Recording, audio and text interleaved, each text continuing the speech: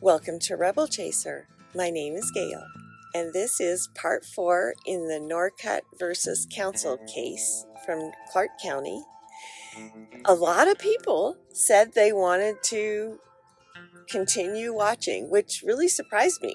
I didn't think you guys were that interested, but I'll keep showing it. I'm probably not going to edit it. I will just record and upload. So I won't really, I'll try to monetize it, but if I can't get it monetized, it's not a big deal. I'll just be showing it to you guys because that's what you want to see. So I'll let you guys watch. We're on the record. This is case D-537-499, Goldie Norcutt and Alex Council. Council, your appearance and bar number. Good afternoon, Your Honor. Mark Anderson, bar number 666.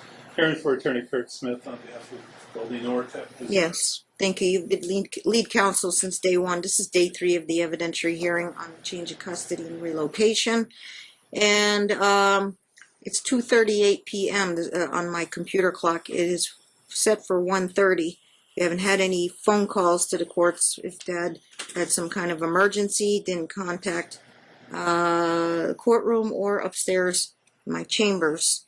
I had my marshal, for the record, comb the hallways and all the way down to the gate and all the way out to the parking lot to look for a Dodge Silver Durango. Dad might be driving and he's nowhere to be found. Mom, you haven't heard from him, is that correct? Yeah, sir. No, Today, you haven't heard from him about this. talking parents when he picked up Gage. All right, we have one witness. Let's swear her in, and we'll take testimony on default. You do solemnly swear the testimony you're about to give in this action should be the truth, the whole truth, and nothing but the truth, so help you God? So help me God. Okay, counsel, if you'll just indulge me 60 seconds on reading Nevada Rule of Civil Procedure, Rule 55, default, subsection A, entry. When a party against whom a judgment for affirmative relief is sought has failed to plead, that's what you mean by striking the answer, but this is post-decree. Or, this is more appropriate here, otherwise defend, which means show up for trial. As provided by these rules, and that fact is made to appear by affidavit or otherwise, which will be testimony today, the clerk shall enter the party's default, or the court, I presume, can enter the default. It's not a default judgment, but it's a default. Okay? So we're not striking any answer, but the rule says I can default him if he fails to otherwise defend the trial. That would be our motion at this time, Your Honor, that you enter his default as he... Pursuant to NRCP 55. Yes, sir. And because this is a custody and relocation proceeding pursuant to Blanco, would like to make some very detailed and specific findings on the record, which will actually be written into a findings of fact, conclusions, law, and final decision and order granting custody and granting relocation to the state of Washington. Okay. So, do you want Mom to testify from there or in the witness stand? Up to you. Or would you be more comfortable? Okay. I guess just to make it official, she'll be up on the witness stand. She's already been sworn in. Counsel may run through the questions on best interests of the child and relocation. Thank you, Your Honor. And I will actually, I'm going to take her testimony and I will take notes supporting these court's decision to grant her custody and relocation, court's permission to relocate. Okay, you may proceed, counsel. Thank you, Your Honor. For a record, can you say your full name? Goldie Norcutt. And you have filed a motion after your divorce wherein you're asking the court to modify the present custody orders and allow you to relocate with your 2 boys to the state of Washington, correct? Correct.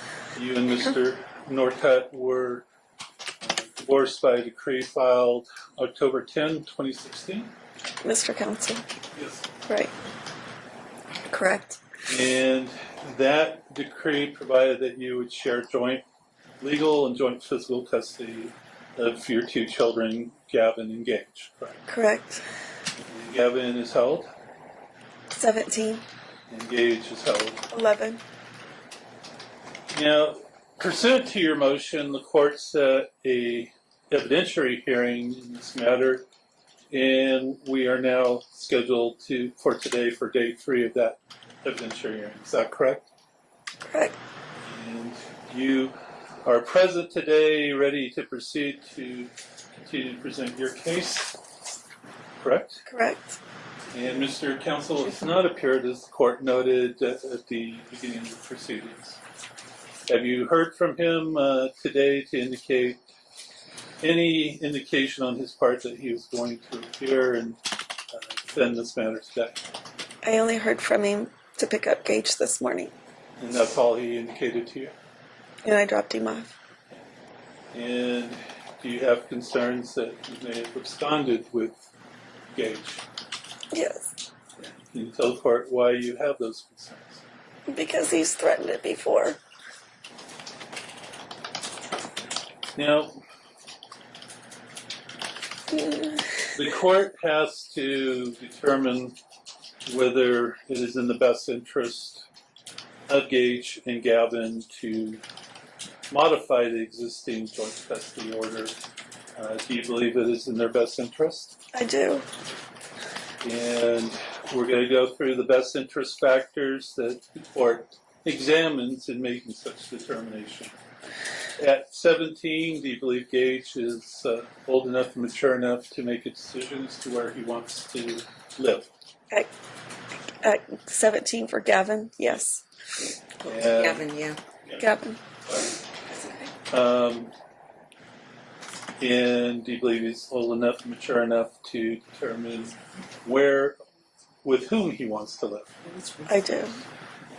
And you have seen the interview report that was done by Family Mediation Center summarizing the interviews of both of your children, correct? I have. And do you have an understanding as to what their wishes are as far as which parent they would want to live with? I do. And what is that understanding? That they would like to live with me. And that has been expressed to you outside of the report as well? Absolutely. And as far as Gage, at 11 years old, do you believe he's of sufficient maturity to be able to make a decision as to who he would live with? Yes. And do you believe he's of sufficient maturity to determine where he would live? Yes. As far as your thoughts, can you share with the court what your thoughts after you read the children's interview reports? I had a mixed emotions. I was excited that they could articulate their feelings so well. They were very descriptive. It made me sad because this description of some of the events that they had to endure in the last few years. And I was happy that they wanted to find peace and move to Seattle. Have you tried to encourage the relationship between Gavin and his father since the divorce? Yes, I have. And what have you done to try to encourage that? I encouraged phone calls, emails, the counseling. I encouraged Mr. Counsel to take the COPE class right after our divorce. I took it in October, right after our divorce was final. I found it very helpful. I offered to pay for the COPE class, and he just refused. Okay, I'm going to show you what's been marked as Exhibit 2. Mm-hmm. And is that, in fact, the certificate showing that you completed the COPE class? Correct. And when did you complete it? October the 12th. Move for admission of Exhibit 2, Your Honor. It's no objection. It's admitted. I guess I would move for admission of all the exhibits that we've marked based on the fact that there's no objection. No objection. They're all admitted. October 12th, what year, ma'am? 16. Duly noted. And you asked Dad to take the co-class? I did. I begged him to do it in Testimony is soon after the divorce. soon after the divorce. Your testimony is he expressly refused to you. He did refuse. You know what he said to you? Just that he just ignored the offer to. I offered to pay for it. It was only $40. You offered to pay for it? I did. Continue, counsel. All right, and is it true that only just right before these proceedings that Mr. Counsel completed the club class? Correct. Do you believe he did that because we had a trial pending? I do. As far as his relationship with Gavin, when's the last time that Gavin saw Mr. Counsel? July 19th, 2016. And is Gavin resistant to seeing his father? He is. And have you tried to encourage reunification therapy through Mr. Ponzo to try to help Gavin overcome his resistance I have. to seeing his father? I have. And have you counseled with Mr. with Mr. Ponzo on that issue? I have. Do you know if Mr. Counsel has made any appearance or effort with Mr. Ponzo since the decree of divorce was entered to address the issues of reunification with Gavin? No, it's my understanding that he has not contacted Ponzo since before the divorce. Okay. And you actually Did you sign up with Ponzo? Reach out to him? He knew who you were and filled out forms for him, or I did. did all that? And Mr. Ponzo said that he had his information and that he knew how to contact him. And it was very much his understanding that Did you there was no prepay interest. anything? Pardon? Yes, I did. I paid. Did you pay Ponzo? Oh, I don't know. Hundreds of dollars. I don't know. Several $100s? Before the divorce and then even after. And I paid for personal counseling for Gavin as well. Okay. One-on-one. I'm showing you what's been admitted into evidence as Exhibit 6. And is this, in fact, a letter dated November 22, 2017 to Judge Moss from Mr. Ponzo? Yes, it is. And can you read from page 2 of the letter, the circled portion? The father did not contact this office. He has not made an appointment with this office, and there has been no initial assessment for the matter of involving the father.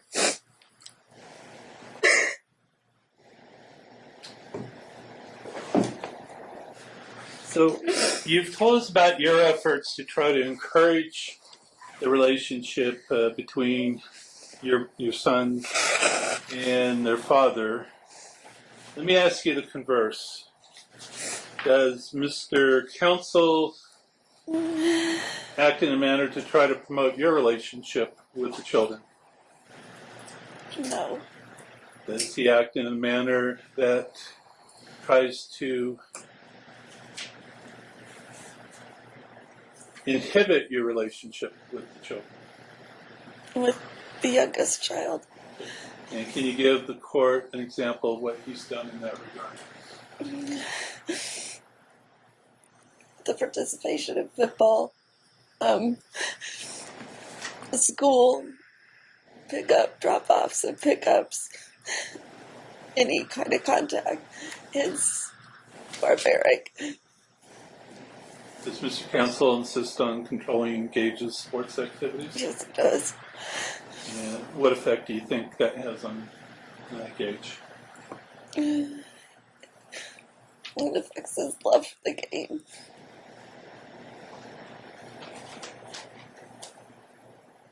From your perspective, do you believe Gage is able to get his feelings across to his father?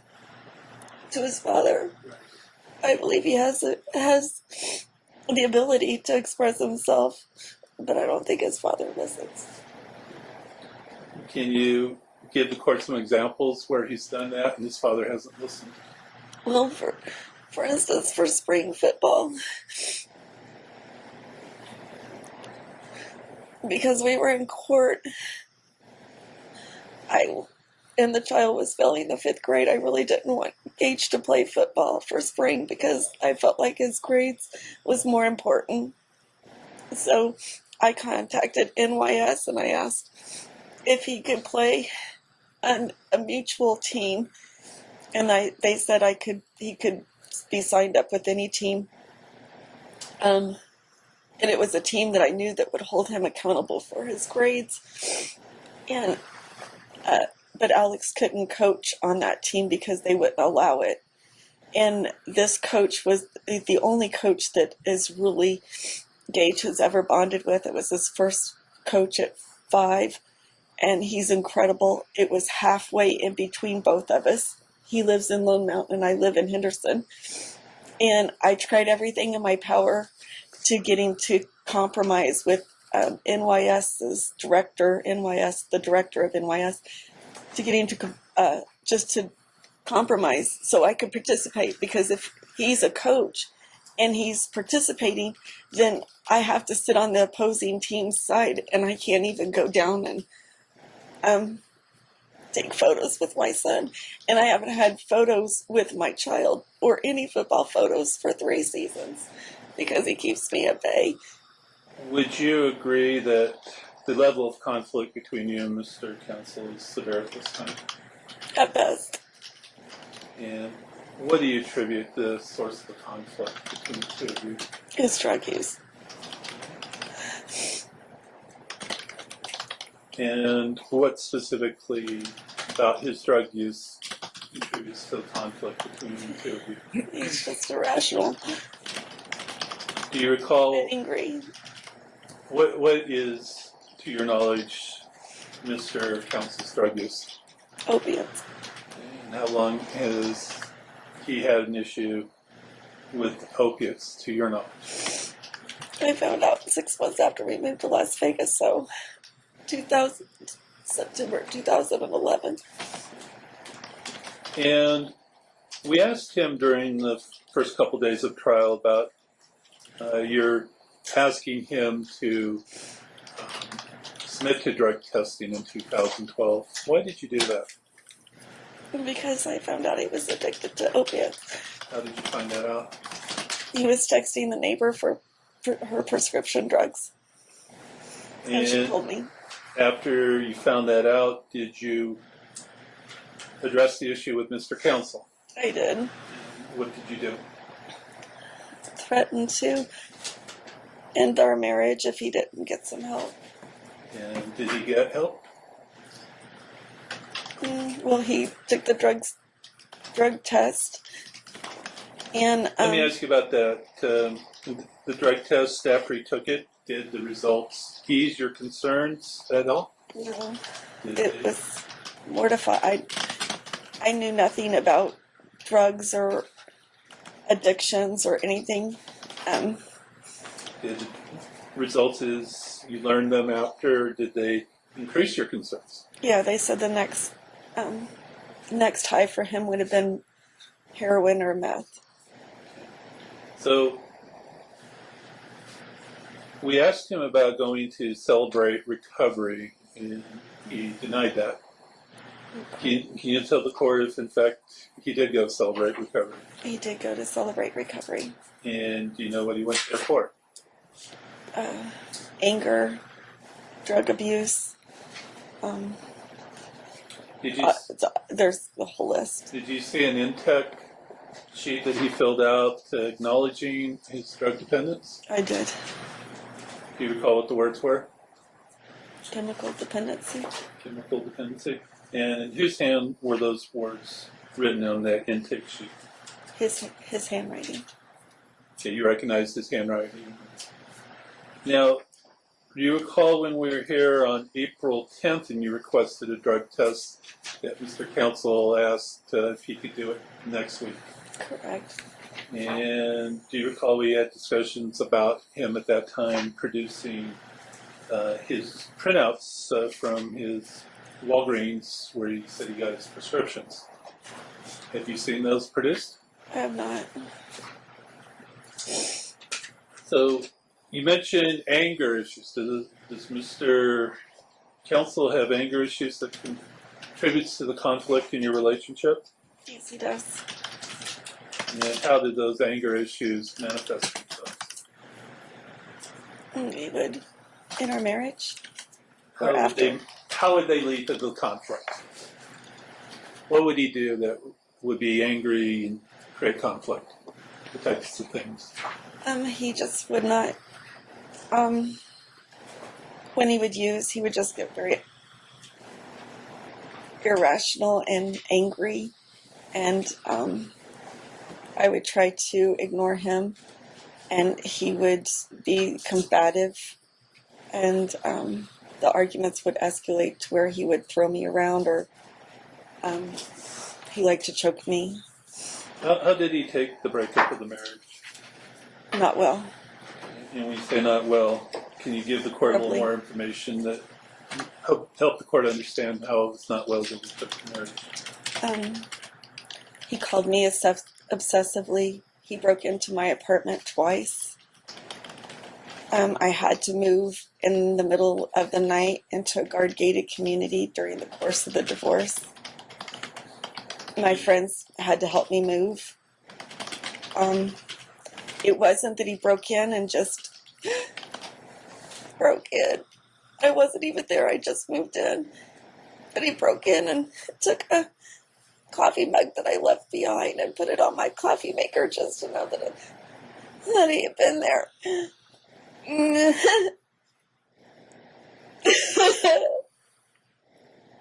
You live in a gated community right now? No. Have you since the divorce? Have you since the Yes, divorce? I stayed there until Why did you move into a gated community? so he couldn't crawl into my windows. So you wouldn't fall into your windows. And through my window. Yeah, because that's how he broke into the other apartment. Has he hacked into your computer? Everything. Is he skilled at computer technology? Yes. Massively so. And he worked for Sting Alarm during that time too. And when he broke into my apartment, I asked the maintenance guy about my lock, and he said, well, if he works at Sting Alarm, he can pick a lock faster and quicker than I can. Do you believe he's acted in a manner that would constitute stalking towards you? Absolutely. And have you described everything that he's done to constitute stalking, or is there anything else? The list is so long. I mean, he stalks everything. I've had to change my phone number. I have to put security passwords on my utilities. I have to hide from him. I didn't want him to know where I live because I'm afraid that he'll break in. Has there been conflict engendered by his failure to follow the visitation? Yes. And how's that created conflict in the relationship?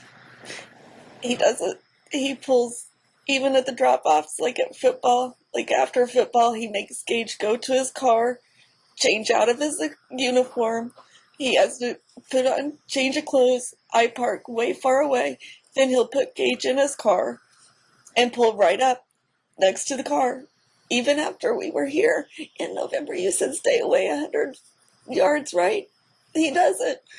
I mean, Fran Fine put the seatbelt law in the divorce because he stalked me through the whole divorce. He'd get out at the gate. At my apartment, in my guard-gated community, he'd get out, make a scene, walk around the car. There was no reason. Did there become a problem when he began dropping off Gage earlier than he was supposed to? Absolutely. And can you tell the effect that actions had on you? It just...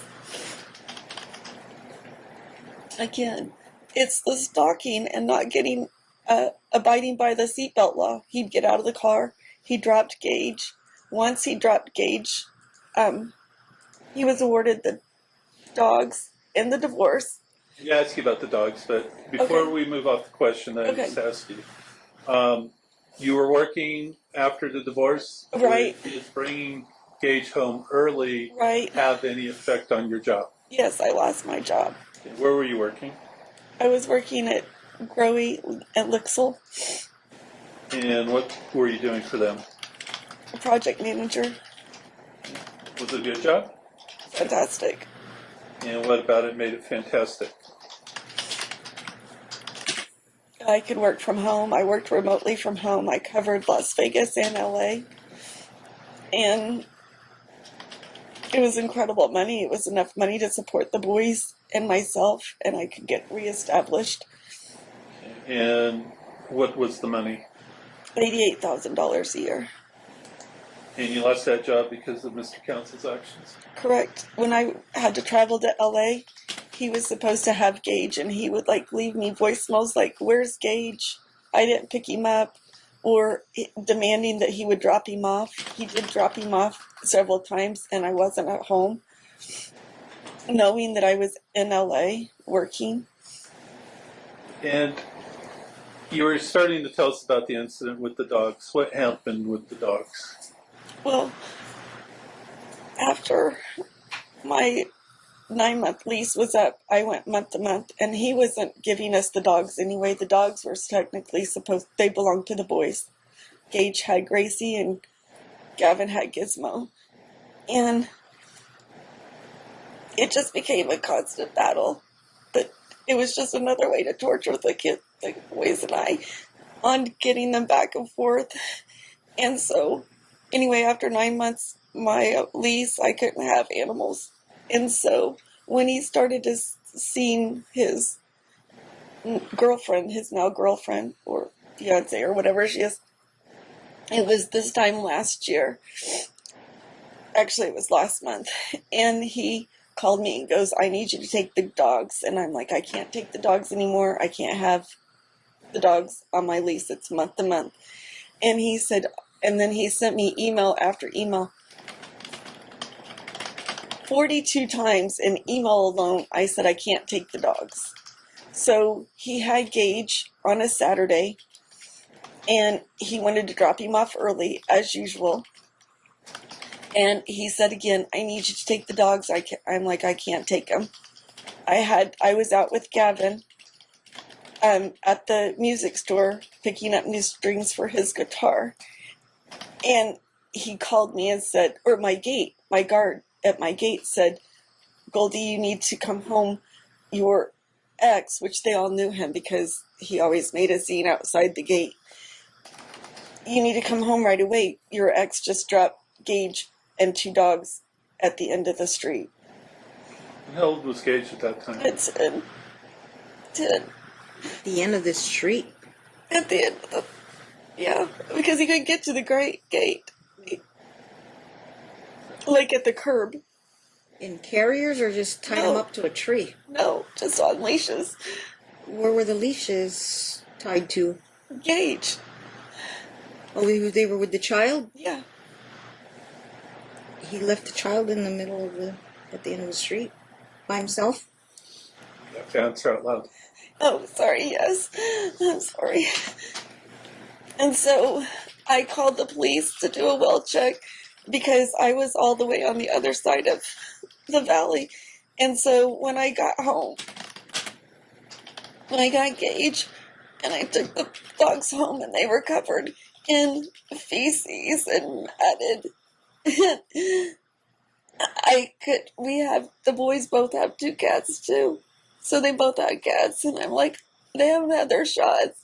I couldn't take them inside and I couldn't afford to take him to the vet because I'd already lost my job because I couldn't work because he wouldn't let me travel and take the boys the way he'd promised during the divorce. And so I took the dogs, and they're chipped, and I took them and dropped them off at whatever this place is right here. Shelter. Yeah. And I listed him. I said, the chip is listed to him. Here's his email address. Here's his phone number. I'm like, I can't take the dogs or I'll get evicted. And because they knew that I had him in my apartment because he left him at the gate. And so when I did that, Gage had a total hysterical meltdown. And then when I dropped him off, I asked Gavin if he wanted to say goodbye to his dog, and he said, I said goodbye to my dog a long time ago.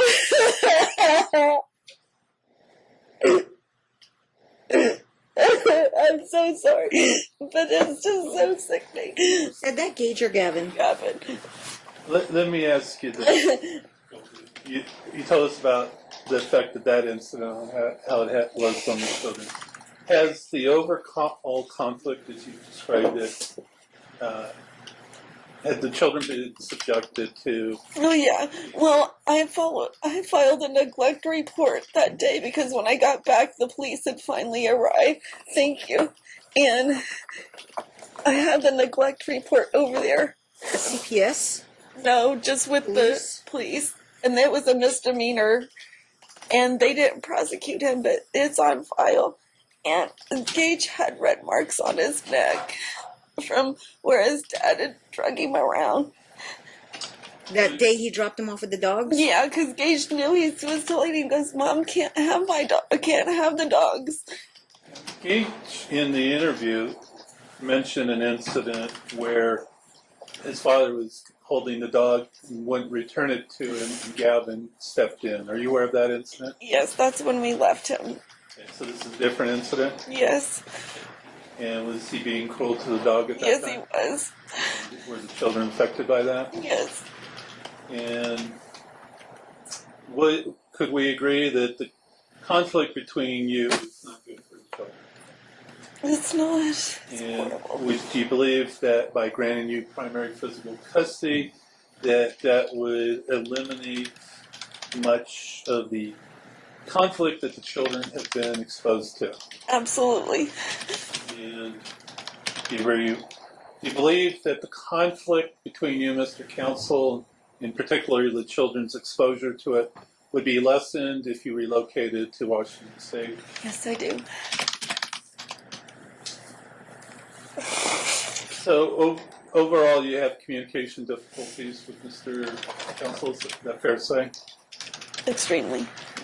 You finally were able to go on Our Family Wizard in November of 2017. Yes.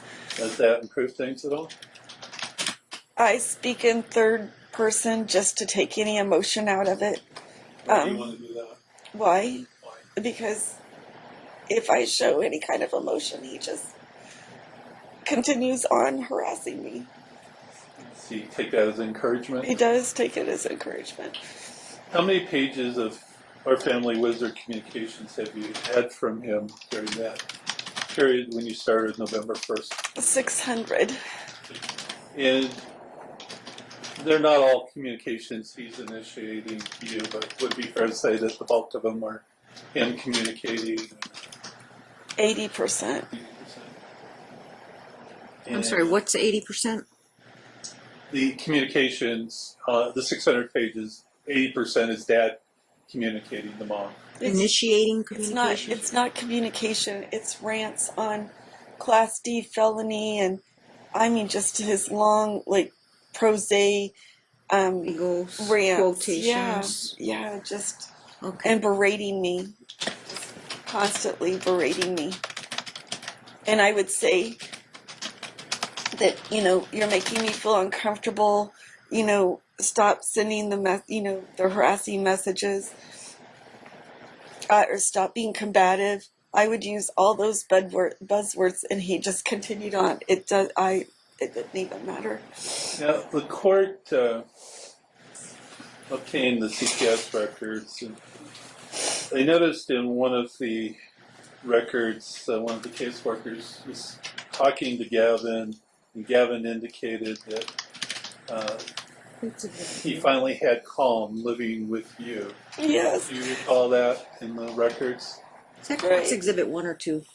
The child It's interview. two. I believe one is the child interviews. 2, and child interview is 1. Okay, continue with the CPS records. Right. And unfortunately they're not page stamped, but does that indication tell you that Gavin has found some peace and kind of removal from the conflict by living with you. Yes, Do you believe that Gage would also benefit from that absolutely. in a similar manner?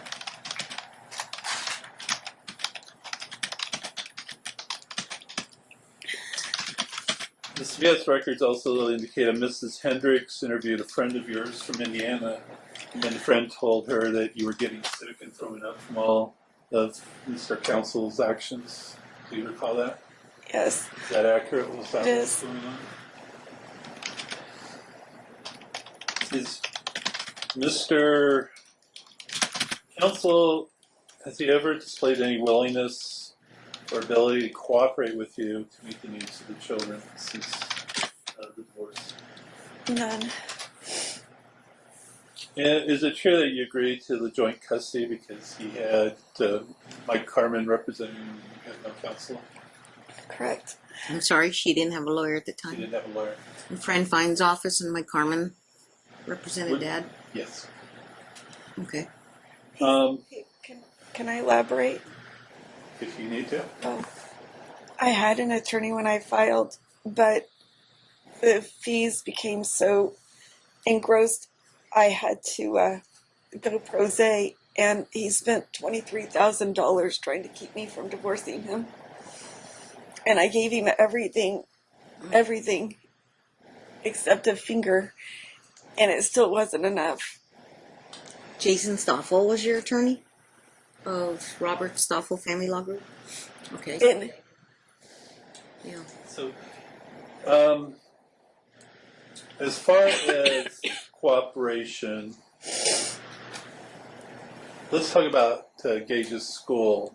There came a conflict as to Roberts and Connors. Can you elaborate for the court on what Mr. Counsel did in that regard? well, I had to move, and so I moved to Henderson, and Gage lived with me 80% of last year because Dad forego almost all of his visitation. And he went to Hayes Elementary, which was just around the corner from my gated community. And when I moved to Henderson, I went to Hayes, and they said, well, we'll just, he's gone to school in your zip code.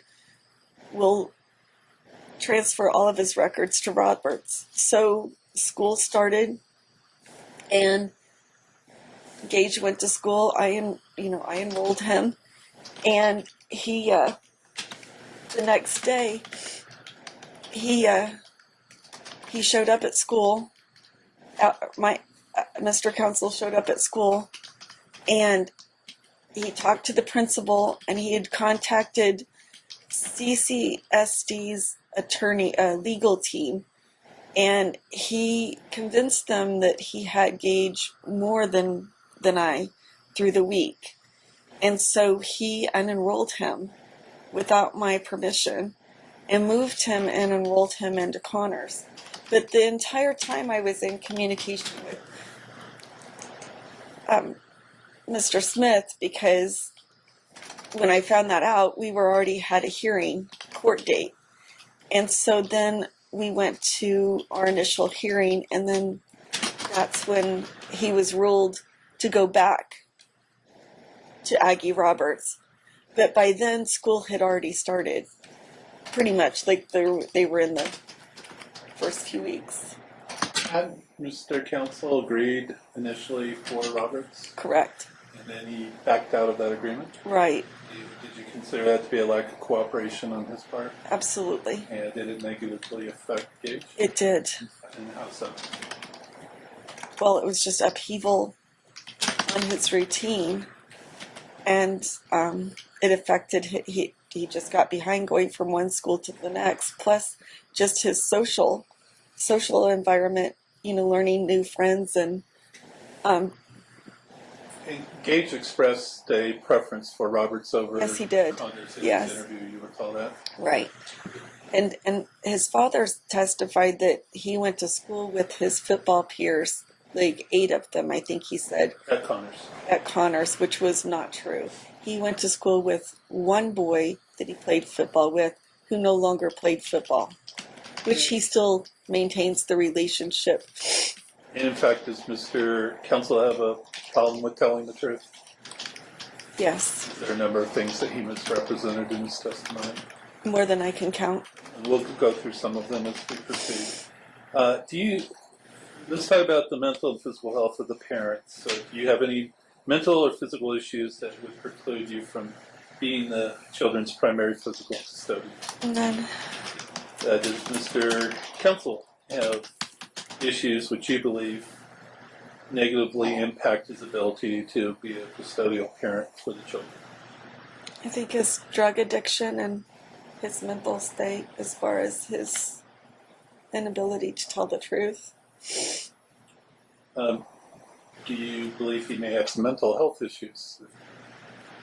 I think I'm sure his mental state is altered from all the drugs he's used. I'm sure. Is his behavior stable from your experience? We talked about the anger issues. He was directed to go to options. Do you recall that? I do. And do you recall whether he followed that direction after being given it? That's the He didn't go to options right away. anger. Right? No, he did not. And he tried to, I think, blame you for that, for some type of financial dispute. Well, initially, and it was my understanding as well that he had to pay for mine and I had to pay for his. But then when I called options to pay for his, which was in Talking Parents, which he brought to light, I put in that, I was going to pay for your options and that they would call you. Well, then they called and said, well, your credit card was declined because obviously for funds. So I called back and I said, well, how would I go ahead and pay for his or for it? And they got the minutes from the court, and she told me, she goes, no, you're supposed to pay for your own. So I paid for my own, and I told her this, and she said that he had called and he knew that he needed to pay for his own. So eventually he did get the evaluation. Did you have some concerns about the evaluation?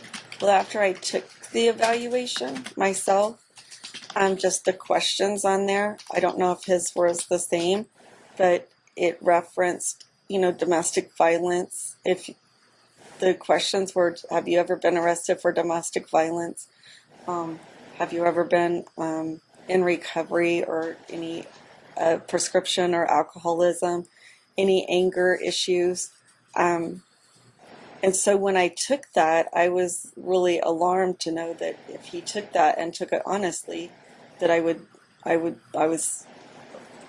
don't see how he would ever. Well, he told Judge Moss at the first couple of days that he denied ever being arrested for domestic violence. You recall that? Yes, I do. And if he represented same two options, would that be a truthful representation? No, or not. He, in fact, has been arrested for domestic violence Several times. We'll go into the particulars of that in a minute. I think we also asked him if he told the evaluator whether he had had any disputes with the children, and he in fact has. It's Yes. noted in the child interviews, correct? Correct. He told us at the last hearing that he viewed pornography one time as an experiment. So do you, from your experience, would you tell the court whether that's a truthful representation or not? That's false. Okay, how is it false? He was addicted to 1-900 numbers. And how do you know that? From his phone records. 1-900. I assuming those are pornography phone number. And it was right after. Pornography. What? I Well, don't know let's talk about. I don't know the terminology. Lauren, do you know? It's phone sex. It's phone sex. Okay, I guess that's what. How did you Phone learn? sex numbers. How did you learn what these 1-900 numbers were? Let me see the number. And because of his cell phone bills were $900 and $1,000 a month. And did you find out what 900 numbers were? How did you do that? By that. I mean, you inquired as to what a 1-900 number Yeah, was. I didn't. $1,000 in cell phone bills. So they charge by the minute, I assume. Okay. You told us about the drug issues. One of the things we asked him to do was to show his arms to the court, and he refused to do so. Why did you want the court to see his arms? Because he obsessively picks. I'm sorry? He obsessively picks. Is there something that he's doing that causes him to do that? Oh, picks at his skin? He's scarred from here all the way underneath his arms. Does he do that when he's using drugs? Now I know that, yes. Sorry, it's underneath his arms? Here. You personally witnessed it. Oh yeah, I have photos. And he's had that for how long? The photo I have is marked 1999. How long have you noted him to be doing that? As long as I've known him. Have you noted him to be picking at his arms since the divorce? I haven't seen his arms since the divorce. I haven't had a no. You knew that when you married him. I didn't know that it was. I knew he picked, but he said that it was like a rash, or he said that it was like a skin disorder. Okay. But that was like a huge issue in our marriage because I couldn't understand why he would continue to pick. But later on in the marriage, I actually caught him. He would actually take tweezers, and it's like a self-mutilation. It was horrible. All right. Okay, is that... I don't know that that's a factor. Are you trying to make a nexus with drug use? Yeah, that's, I mean, or he just, some it was a, psychological condition or it's a, obsessive compulsive disorder? well, no, it was just whenever he would use, then that's when he would pick. He would have the sores. And for a while, I thought maybe it was to cover up if he used needles. Okay. Given his mental health drug issues, does he have any physical issues that would impact his ability to care for the children? Not that I'm aware. Has his mental health and drug issues affected his ability to maintain employment? Yes. Do you know how many jobs he's had since you came here in 2011? 7 or 8. And has he lost jobs since you divorced in 2012? Yes. And do you know why he's lost those jobs? I'm unaware after the divorce, but I'm aware during the divorce. Let's talk about the physical and developmental emotional needs of Gage and Gavin. Could you just, by kind of way of introduction, tell the court about those two young men, what they're like? They're amazing. And could you elaborate? Gavin is an artist at LVA. He wanted to go to LVA since 7th grade, and his father refused. He forced him to go to Bishop Gorman, and they did have a nice art program there, but he didn't thrive because it just wasn't where he wanted to go. So as I was separating from Alex, I allowed Gavin to audition, which Alex did agree to let him audition. There were only 2 slots for his sophomore year, and he made it in. And he's on cue to go to Pratt for a month. Tell the court what Pratt is. It's an art college. It's like the Stanford of art. Oh, where's He's that? been picked up in New York, Brooklyn. Brooklyn, New York? And he's been accepted for the program, and he has to build a portfolio before he goes. He'll take Summer program for high school students? for high school students. Okay. And he will obtain 4 college credits while he's there. and he'll build a portfolio while he's there. And right now, he's been taking dual credits in high school to where he could actually graduate high school this year, right now. But he'll go to the summer program this year? Yes. He leaves in July. How much is that July, $3,000. for the whole summer? That room It's and board? $3,400. Yes. Okay. And you find But out what grade he's getting? It's been gifted to him. It's been gifted. That's why it's probably only 3,000. Yeah. Okay. He actually, when he returns to his senior year, when he enters Pratt next year, he'll enter as a sophomore. So would you say that between you and Mr.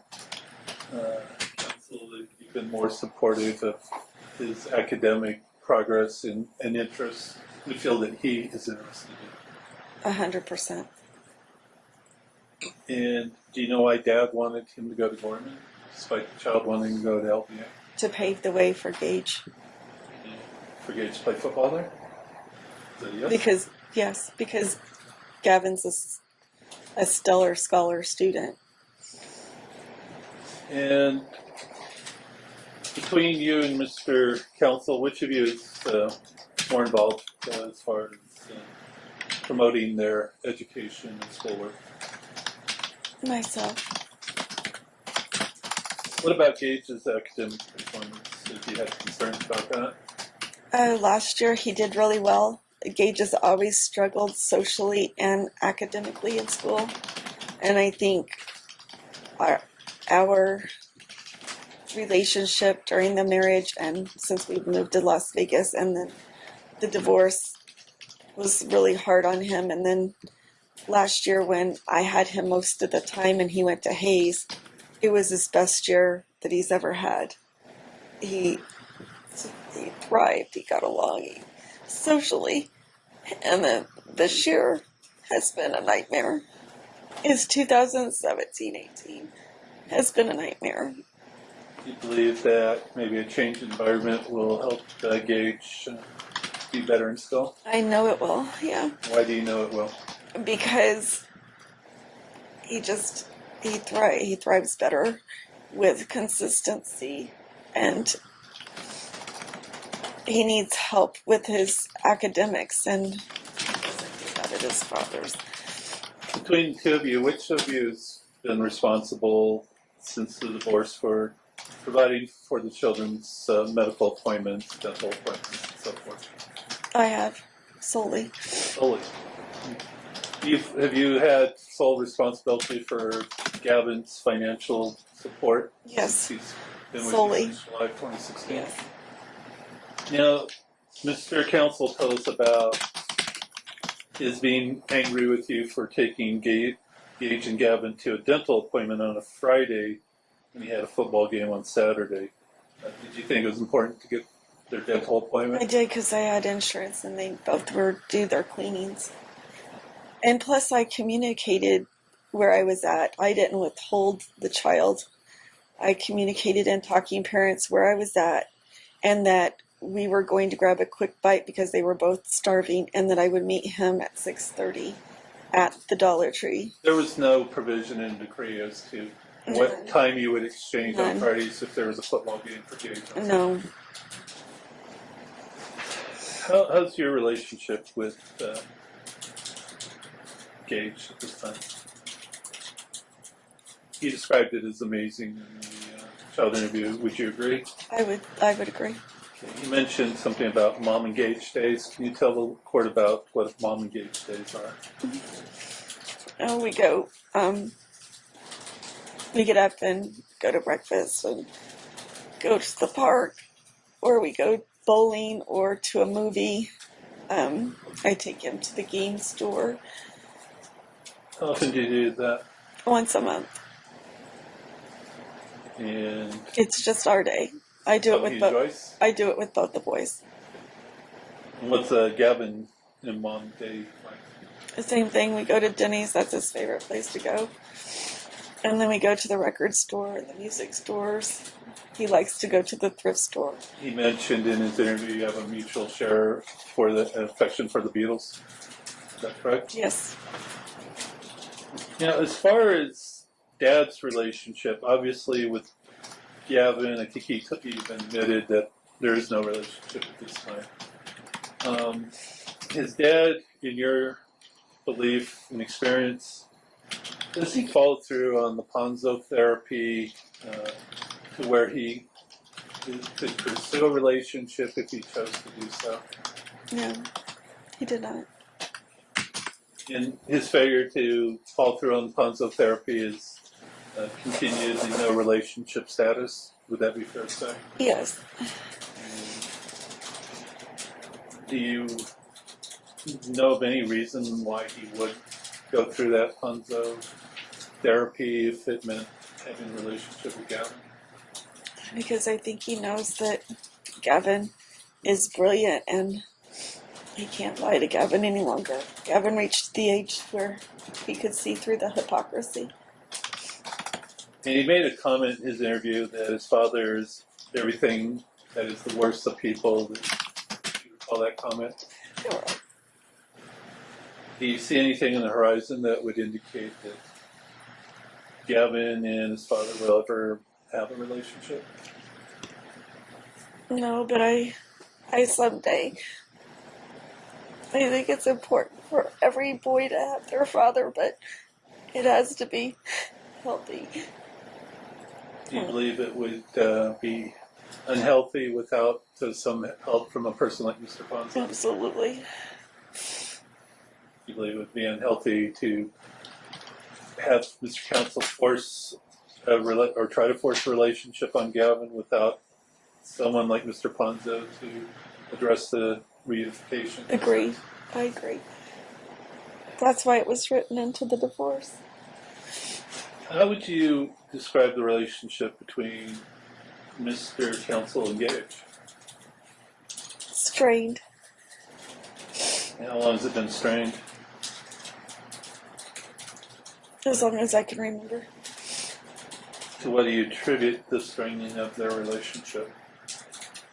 The dynamics. The And dialogue. explain in a little more detail for the court and myself what that means. I just don't think that Mr. Counsel hears clearly anything that anyone else's feelings or emotions. If you say I don't want to do something, such as I can't take the dogs, he doesn't hear it. He hears what he wants to hear, and then he does whatever he wants to do anyway. I mean, if Gage said, I don't have a pencil in my backpack, instead of just going and getting him a pencil, he hits him in the head, which is why I had no corporal punishment written into the divorce decree, because he loses his temper. And so... Has he violated that provision since the decree? Repeatedly. Now, when describing the household at Dad's, in his interview, Gage said that he often feels angry there, whereas he's happy at your home. Do you believe Gage should be in a household where he feels angry? No, I don't. 11 years old, do you think he should be happy and not angry? Yes, he should be happy. What's the relationship? We're going to go into another factor, the ability of the children to maintain relationships with siblings. What's Gavin and Gage's relationship like? Typical brothers. Are they close? Yes. And what about their relationship suggests or indicates to you that they're close? They play video games together. We always eat together every night. They both have their own separate likes and dislikes as far as hobbies, but they share a lot of common things, and they participate in those things together. And you recall when Mr. Counsel was on the stand, I asked him if there would be any scenario where he thought that it would benefit Gage Gavin to be separated, and said potentially, as I recall. Do you believe that would be in those boys' best interest to separate No. them? Do you believe that that would in fact be detrimental It to would be. both boys? Can you tell the court why you believe that? Yeah, because they both need each other. Gavin, you kind of have a protective streak in him? Yes, he does. Protected you at times? Yes, he has. Protected his brother at times? Yes, he has. Has there been, we're switching to another factor, a history of parental abuse and neglect of the children by Mr. Counsel? Yes. In what manners has he been abusive or neglectful to the children since the divorce? Non-involvement, dropping Gage off early with no one there. No Christmas cards, no Christmas, no birthday. He doesn't send any gifts for No. Christmas or birthday? Nothing. Cards? Nothing. Since when? Since ever? He hasn't had any contact with Gavin since it'll be 2 years. Both boys, no Christmas cards or birthdays Nothing. cards or gifts. This year he gave Gage Christmas, but that's the first year. And that's probably because, if I can say that, I don't know if I can say that, probably because we're in court. But prior to me taking him to court, nothing, no Easter, no nothing. It fell on me. So I you were don't mind divorced. because I love it anyway, but You were divorced October of 2016 for Christmas 2016. He nothing, didn't remember you the boys for Christmas. nothing. He left town and left me with the boys. And since the divorce, birthday gifts, has he ever given No. either of them? This year for Gage, in October. I'm sorry, in September, he gave Gage a birthday, but nothing for Gavin. And that's hard to watch as a parent. You mentioned the no physical or corporal punishment. Do you recall in his interview, Gage described being disciplined by his father by being thrown on the couch, his father getting in his face and grabbing him by the neck? Would that be contrary to the no corporal punishment? No, Okay, I'm sorry. Gage was thrown on the couch. that's not Yeah, how he it's at page disciplines. 5 of the child interview. He said his father disciplined him by throwing him on the couch, getting in his face, and grabbing him by the neck. Okay. And you actually filed a request for a temporary protection order on Gage's behalf. I did.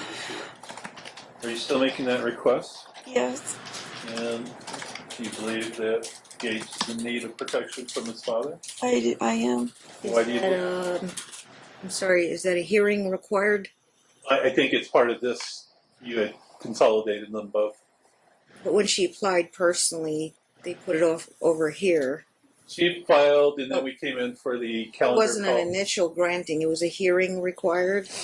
I believe it's. Oh, I'm not really sure. I do know that when we were here on April 10th, we brought the matter to your attention. You said we'll deal with it with this trial. I signed something saying it will be heard for usually it's going to be an extension or a hearing required, and then it's granted for like a year. Did they grant you initially your request for protective order? Did Put they over say, to my court Yeah. calendar. Okay, so she's requesting from today a 1-year temporary protective order against her and Gage, or just Gage? you made the request just for Gage, correct? Right. Well, I don't know how much I can say, but I had a protective order through up until the divorce, and then I agreed to a no contact order with the seatbelt. Yes, I know how that works. Right. Yeah, And that was that's still supposed in to be place. mutual. Right. It was supposed to be mutual, but he doesn't comply. Which leads to my question: is there any order show causes on file with this court? Is there seeking of any contempt? I don't believe any have been filed, Your Honor. Yeah, because it was order show cause in the original title of the motion. But I've never seen any formal order showed cause. So, I don't believe any have been submitted. but it's that her testimony is just something that can weigh in on the violation of his no contact order. Okay, I'm looking at her TPO was filed on. What'd you find out was filed on March 29th? March 29th. And it is a hearing required. It is a hearing required. Okay, she's requesting a 1-year extension to expire 1 year from today. And the basis would be the child interview, her testimony. Well, actually, it's going to be a You little wanna bit more. explore that? We'll offer some more. Okay, so we'll get more findings on that. And before I get into your application for TPO for Gage, you got a TPO against Mr. Counsel in January of 2016, roughly. Correct. And we talked about that trial and it's extended for a year after hearing, correct? Yeah, right. And you agreed Correct. thereafter to just make it a no contact order. Correct. Now, what led you to file for a protective order for Gage at this time? I picked Gage up at 9 o'clock. I drove to Lone Mountain to pick him up, and he was upset when he got in the car. Can you tell us when this was? In March. I don't know the date. This year. Yeah. Okay. Correct. And he was very upset, and I asked him, he's usually very chatty and excited to get in the car, and he was very quiet. And so I proceeded to keep talking to him, and when I asked him what was wrong, he said he didn't feel good. He said his head didn't feel good. And so when we got home, then he wrote me a note and said that his dad had hit him in the head 10 times over not having a pencil in his backpack. And I asked him why. He said, the note was because he knew that I would be so upset. He And wrote so you a note. What do you mean he wrote it out? Yeah, I wrote it out because he knew that I would be upset. Yeah. If he told you verbally? Well, no, he knew that I would be upset in the car, and I was trying to drive at night. So he didn't want to tell you in the car. Then you both got home. And it bothered him, and he wasn't going to tell me because he knew that I would be upset, and he didn't want to upset me, so he wrote it on a note. And so the next day, I talked to him about it, and he said, because he probably hit me in the head more than 10 times. He left a note when he went to school? No, that night before he went to bed. He gave you the note? He ended up giving me the note. Then he went to bed. And then I talked to him about it, and he said that his dad had hit him probably more than 10 times, but he thought 10 times was like a number to come up with. And so then the next day I called Kurt's office because he's had a couple concussions at football, and they can't really diagnose concussions, but he's complained of not being nauseous and, headaches and being sleepy to where he's afraid to go to sleep after football. And that was why he told me, he goes, I'm afraid to go to sleep because my head hurts again. And so I called Kurt's office, and then that's when we filed the TPO. And we filed it a week before. It was heard, but then something happened and there was a birthday or something left on it. Do you recall on the first or second day of trial here that Where he's afraid to go to sleep because his dad would hit him while he's asleep? No, at my house, because of the concussions, when you go to sleep with a concussion, yeah. he knows the ramifications, and it's called, PCS, that whole syndrome with the concussions. Yeah. If you have a concussion, you're not really supposed to go to sleep? Okay. So you recall that Mr. Counsel on first or second day of trial indicated that he was aware that Gage had made that allegation. And you believe that Gage is in need of protection? I am. And do you ask that it be extended for a year in order for protection? Yes.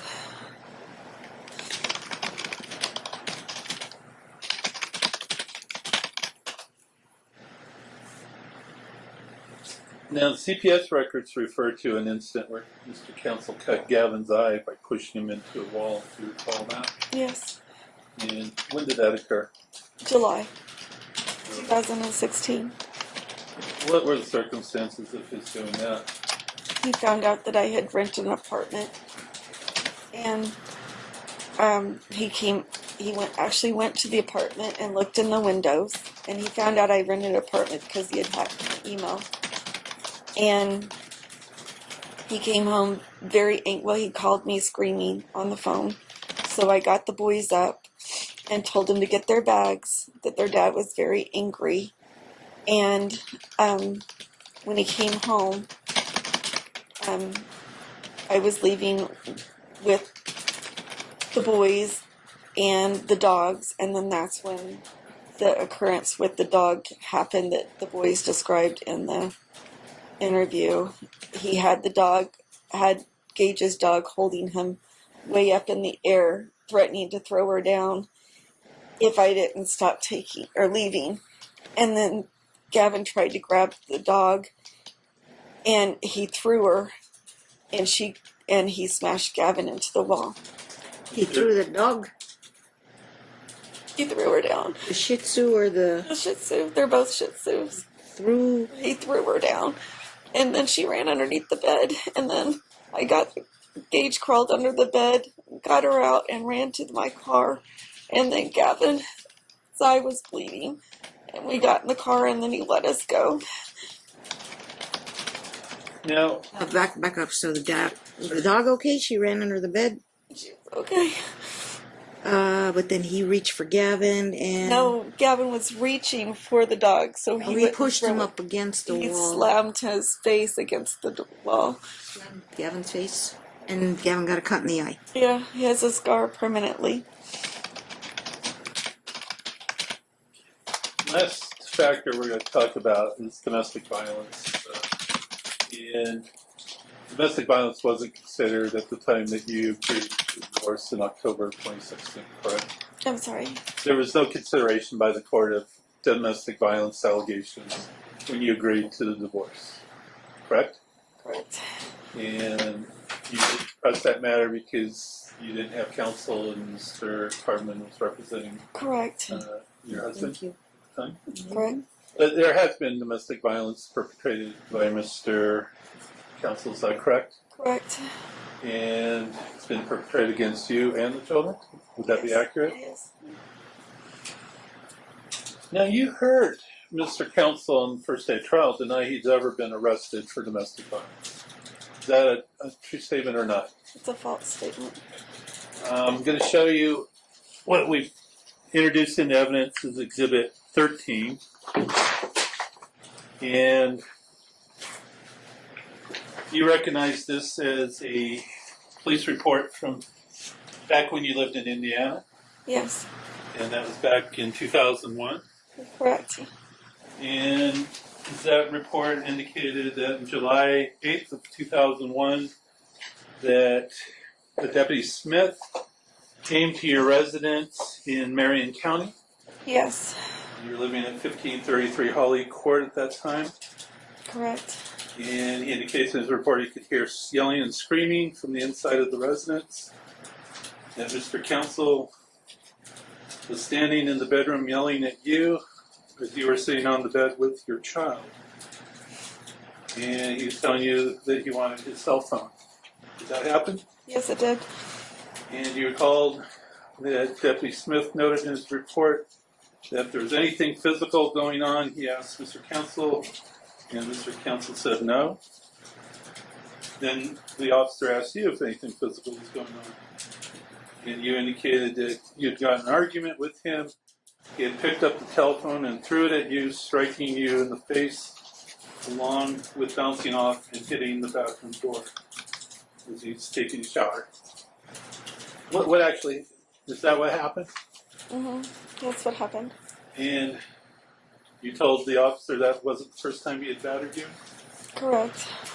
The report says Deputy Smith arrested Mr. Counsel for battery and he was transported to Central Receiving by wagon.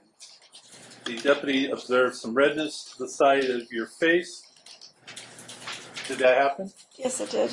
As a result of An exhibit. it's Exhibit 13, Your Honor. The police report. Okay, let's try. 13. Thank you. Would the court like a copy? I've got an extra one. Got it right here. Just want to get the date. 2000 2001. July 8, 2001. Okay. And then the third page of this exhibit concerns something that occurred October 17 of 2001. Do you recall that? Yes. Can you tell the court what happened?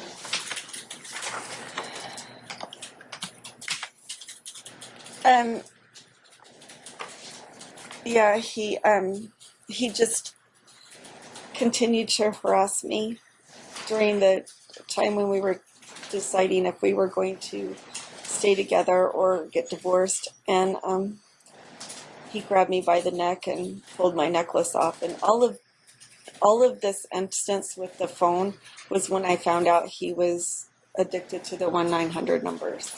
And that 1 year, right after our 1 year anniversary. that report indicates that the officer noted that you had a broken necklace Yes. at your residence.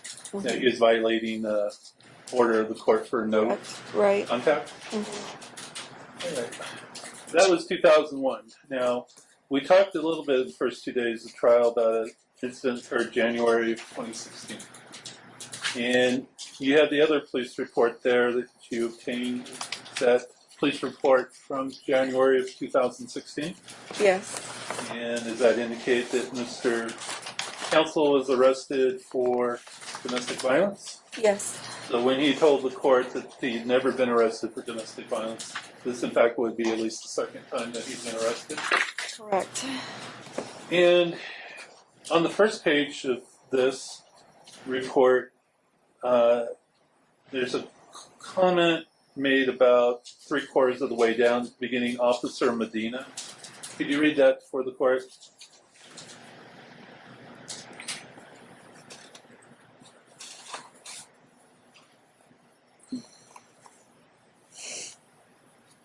Did you find it? No. Can you just read it? Okay, it says, Officer Medina stated that Alex appeared to be on some mind-altering, or not, some altering drug, saying he was acting very excited, which Alex said that it was adrenaline from the altercation, even though he's acting the same way several hours later. Do you recall him acting in that manner at the time of this incident? Yes. He Okay, was so- using at that time. Tell the court what happened on this January 21st, 2016 date. So I had moved out and left him, and I had been staying at a friend's house, and we had sold our home, and I had been asking for a divorce and was going to file for a divorce. And so after I moved out, he had to be out with his things by 5 o'clock because we had to render the keys to our home. And so the neighbor called and said that he left a bunch of things behind, and Red Carpet called and said that he left a bunch of things behind, and the realtor said you have to go get the things out and at least put them on the curb. So he was gone and supposedly at his new residence, and he so I went there with my friends, and we were cleaning out the house, and I had to still clean it up. And I had both vehicles because they were both expired plates and no insurance. And I was using the Infinity truck at the time to finish moving the things out of the house and that he didn't want or take from the move. And so I was there alone with the boys and my girlfriend and neighbor at the time and her children, and I was loading stuff out to the street and into the cars, and he was walking down the street, and the Infinity was locked, but he had downloaded an app that could unlock the car, and in the car was all of my papers from the filing, from my extra set of keys to my BMW. And so when he jumped into the car, I got into the car to get my keys, which I said, give me my keys, right? So I opened the door and I said, give me my purse and my keys. And he took my head and he smashed it against the steering column, and then he started choking me. And of course I started screaming. And Gavin got into the car to get in the passenger seat and to get my purse and my stuff out of it. And he said, let go of my mom. Gage or Gavin? Gavin. Gavin. And then he said, stop choking my mom, or let go of my mom. And he refused. And so Gavin punched him. And he still didn't let go. And Mr. Counsel wanted to show the court a picture of him with a bloody Yes. eye. Is that how you got his eye bloody? Yes. Gavin was trying to protect you? Yes. He was choking you? What exhibit was that? I don't know if He had me in a headlock. Huh? He had me in a headlock. Oh, okay.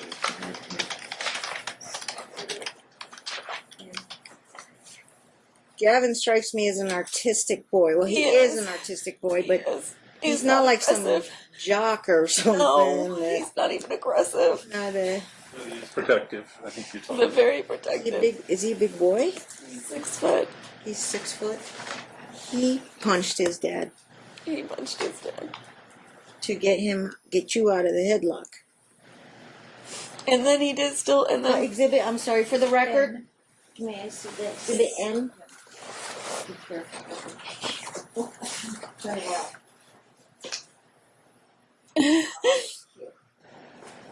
Very good.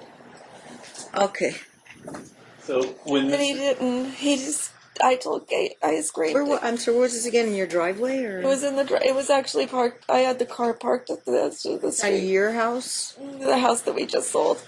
And I told Gavin, I said, get my purse and get out of the car, but he didn't let go. And then he started the car and drove away and dragged me down the street. Your body was half in the car, half on the street? And he dragged me down and gouged my knees.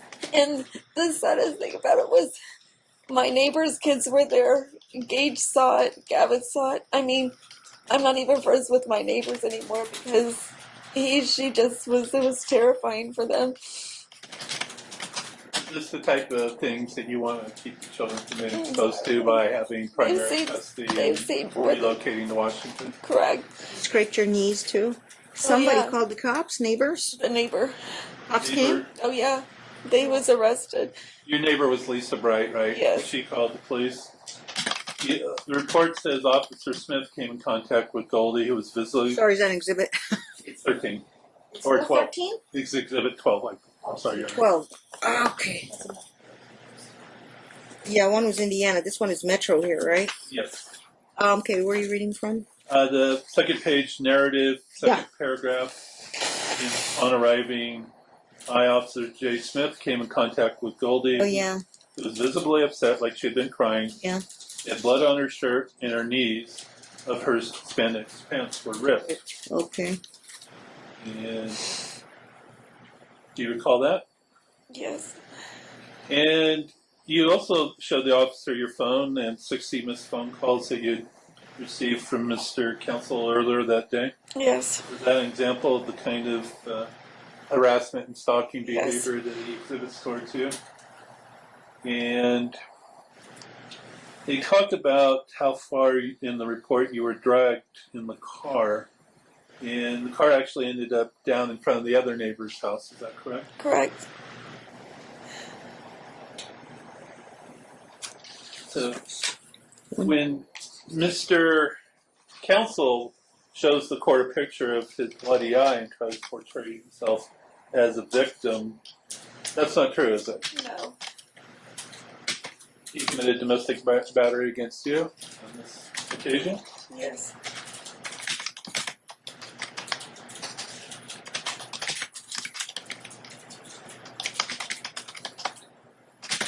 And he left the scene before the police arrived, didn't He did. he? And he met up with Officer Medina at Walgreens, according to the report. Did you ever speak to Officer Medina? I believe so. And one of the things he told Officer Medina, according to the report, was there was nothing wrong with your relationship with Golden, his relationship with Golden. Do you believe that that is an accurate statement at the time, that there's nothing wrong with your relationship? That's what he claimed. That he had no idea that I wanted a divorce or that I was leaving. That was his story. According to the report, he told the police you and Goldie were moving to another residence together. Correct. That's not true. In fact, you already had, I'd already you each had your own places at that time. And he was transported to Las Vegas City Jail as a result of this arrest, correct? Mm-hmm. And they didn't arrest Galvin because they determined he was defending you. Correct. You wrote out your statement as to what occurred that was attached to the report. Mm-hmm. Mr. Counsel didn't write out any statement, did he? I don't believe so.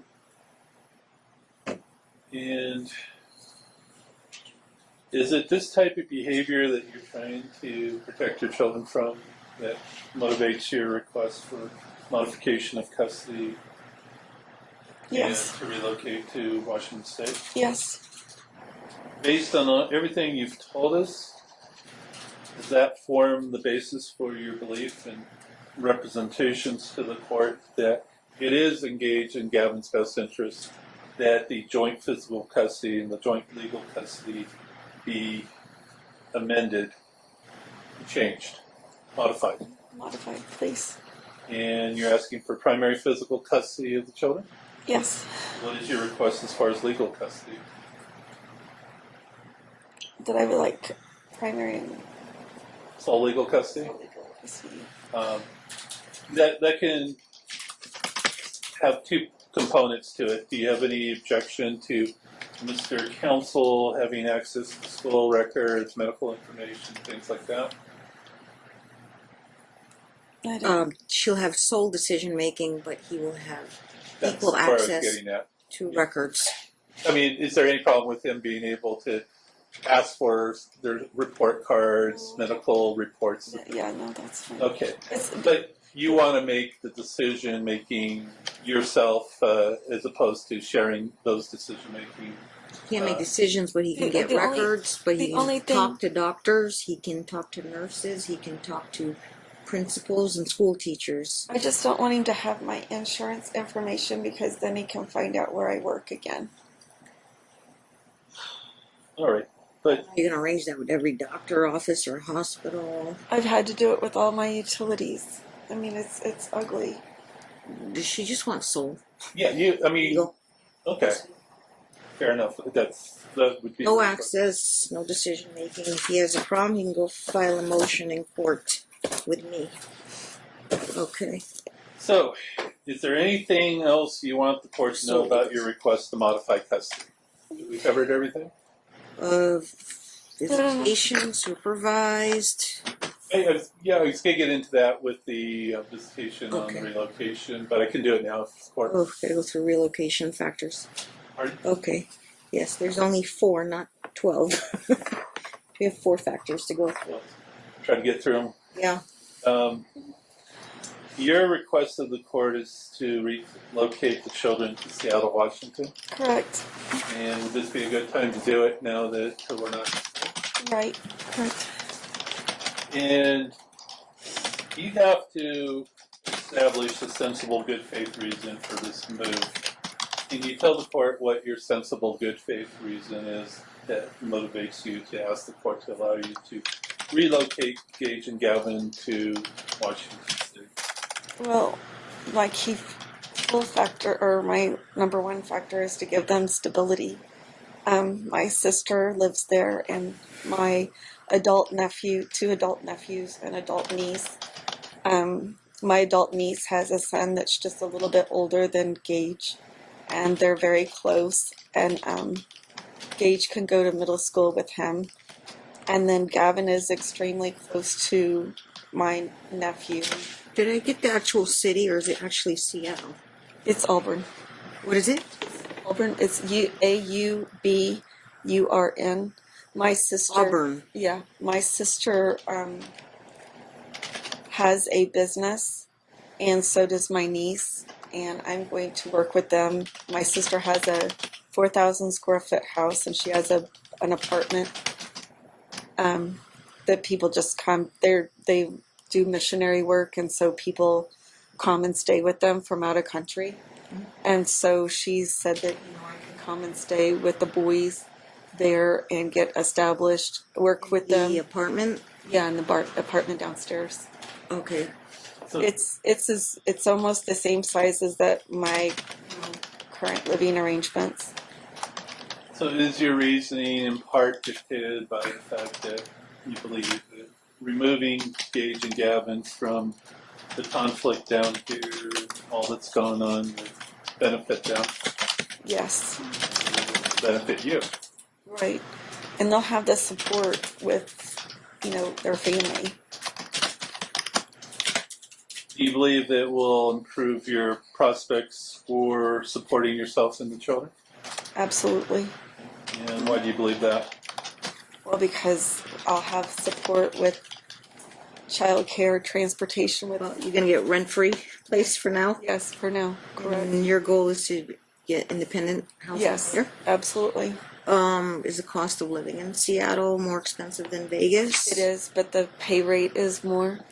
So for what I was doing, What's your sister's business? she has a housekeeping business for 25 years. And you'll assist in the administrative part of it? Mhm.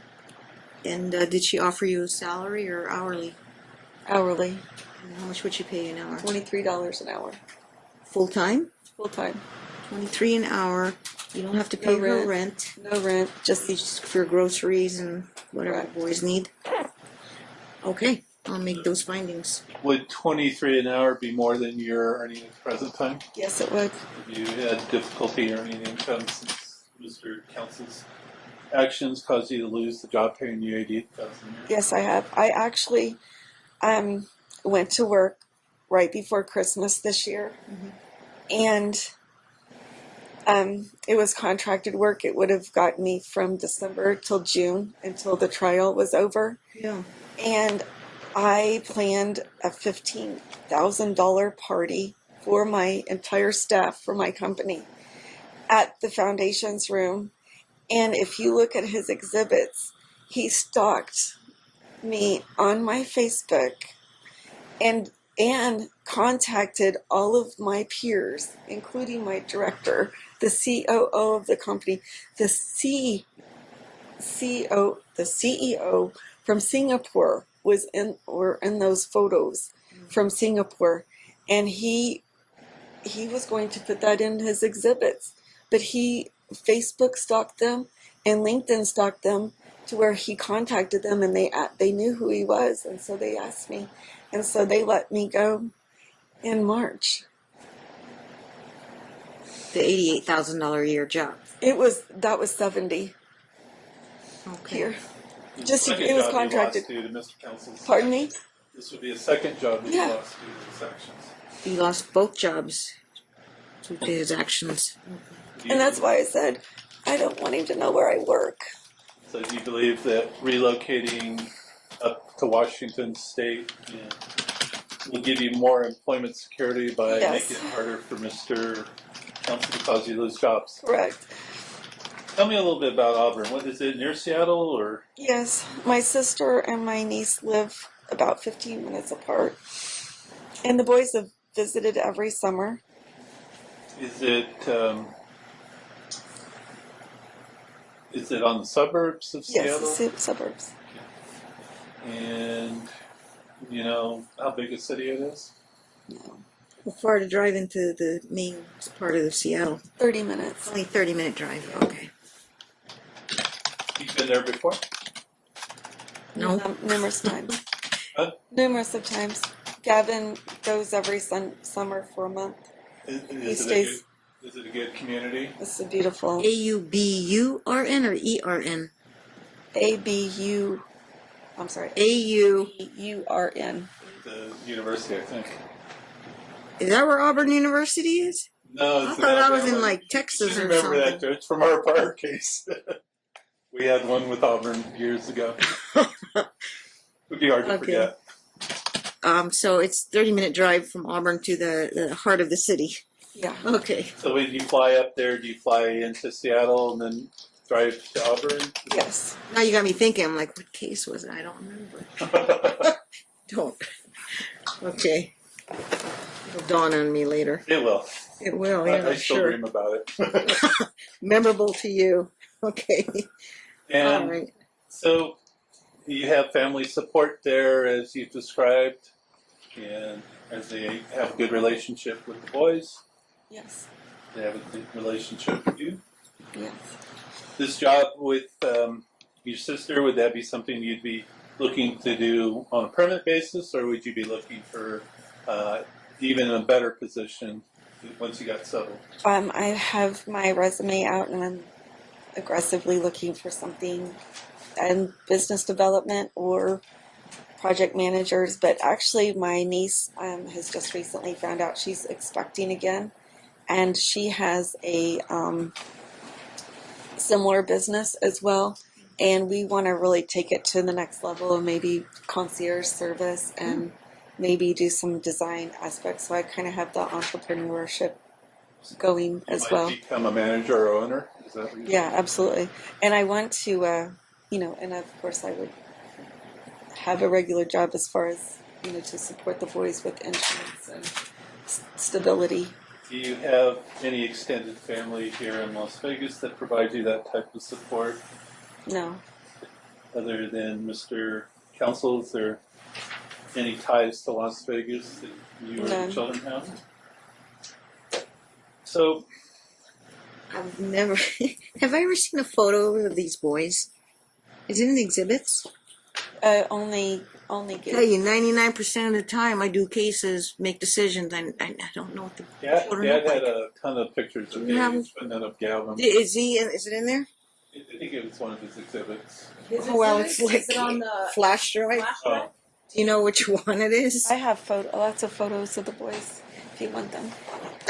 I don't want to dig through 4,000 pages on a flash drive to look for photos, but I can look. might be here. Can you hand me that, please? Look. the black one or the white one? I think it's in the black one. The white one's all talking parents. It's in the S drive. I don't even remember where they put it on my computer. Ooh. Could be on a Norcut something. Oh, Norcut Council exhibits. They're in Exhibit B. B. He's a boy. Family. B as in boy.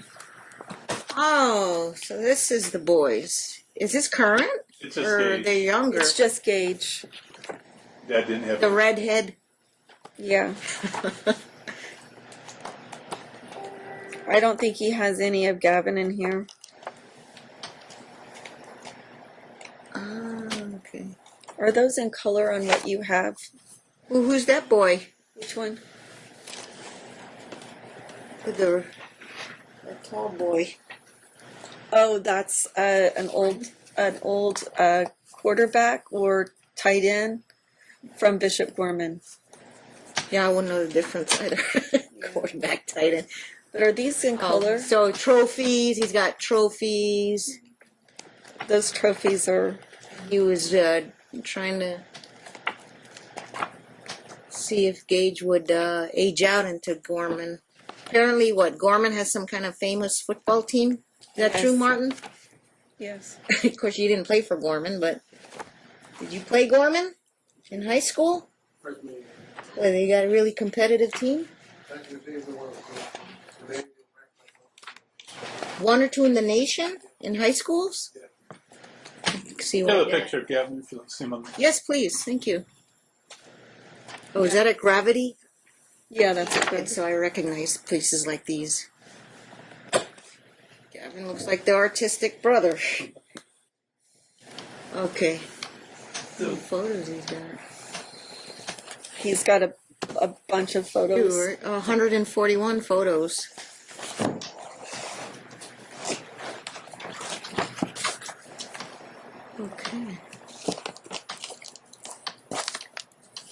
So, you believe that your housing will improve on the move to Seattle or Auburn? Yes. Can you tell the court why you believe it would be an improvement? For the stability and for the happiness of the boys, and to get so that we won't have to endure any of the stress and the anxiety anymore. You've had to move around a few times down here because of the stress and so forth, Absolutely. and you think that would be more stable and not happen in Washington State? Yes. You believe that the move to Washington would benefit the children academically or educationally? Absolutely. So I always hear this, Seattle better than Vegas in educational schooling. I know we're ranked pretty low, but what's the school that Gavin and Gage would attend? Gavin would, or Gage would, it's called Cascade Middle School.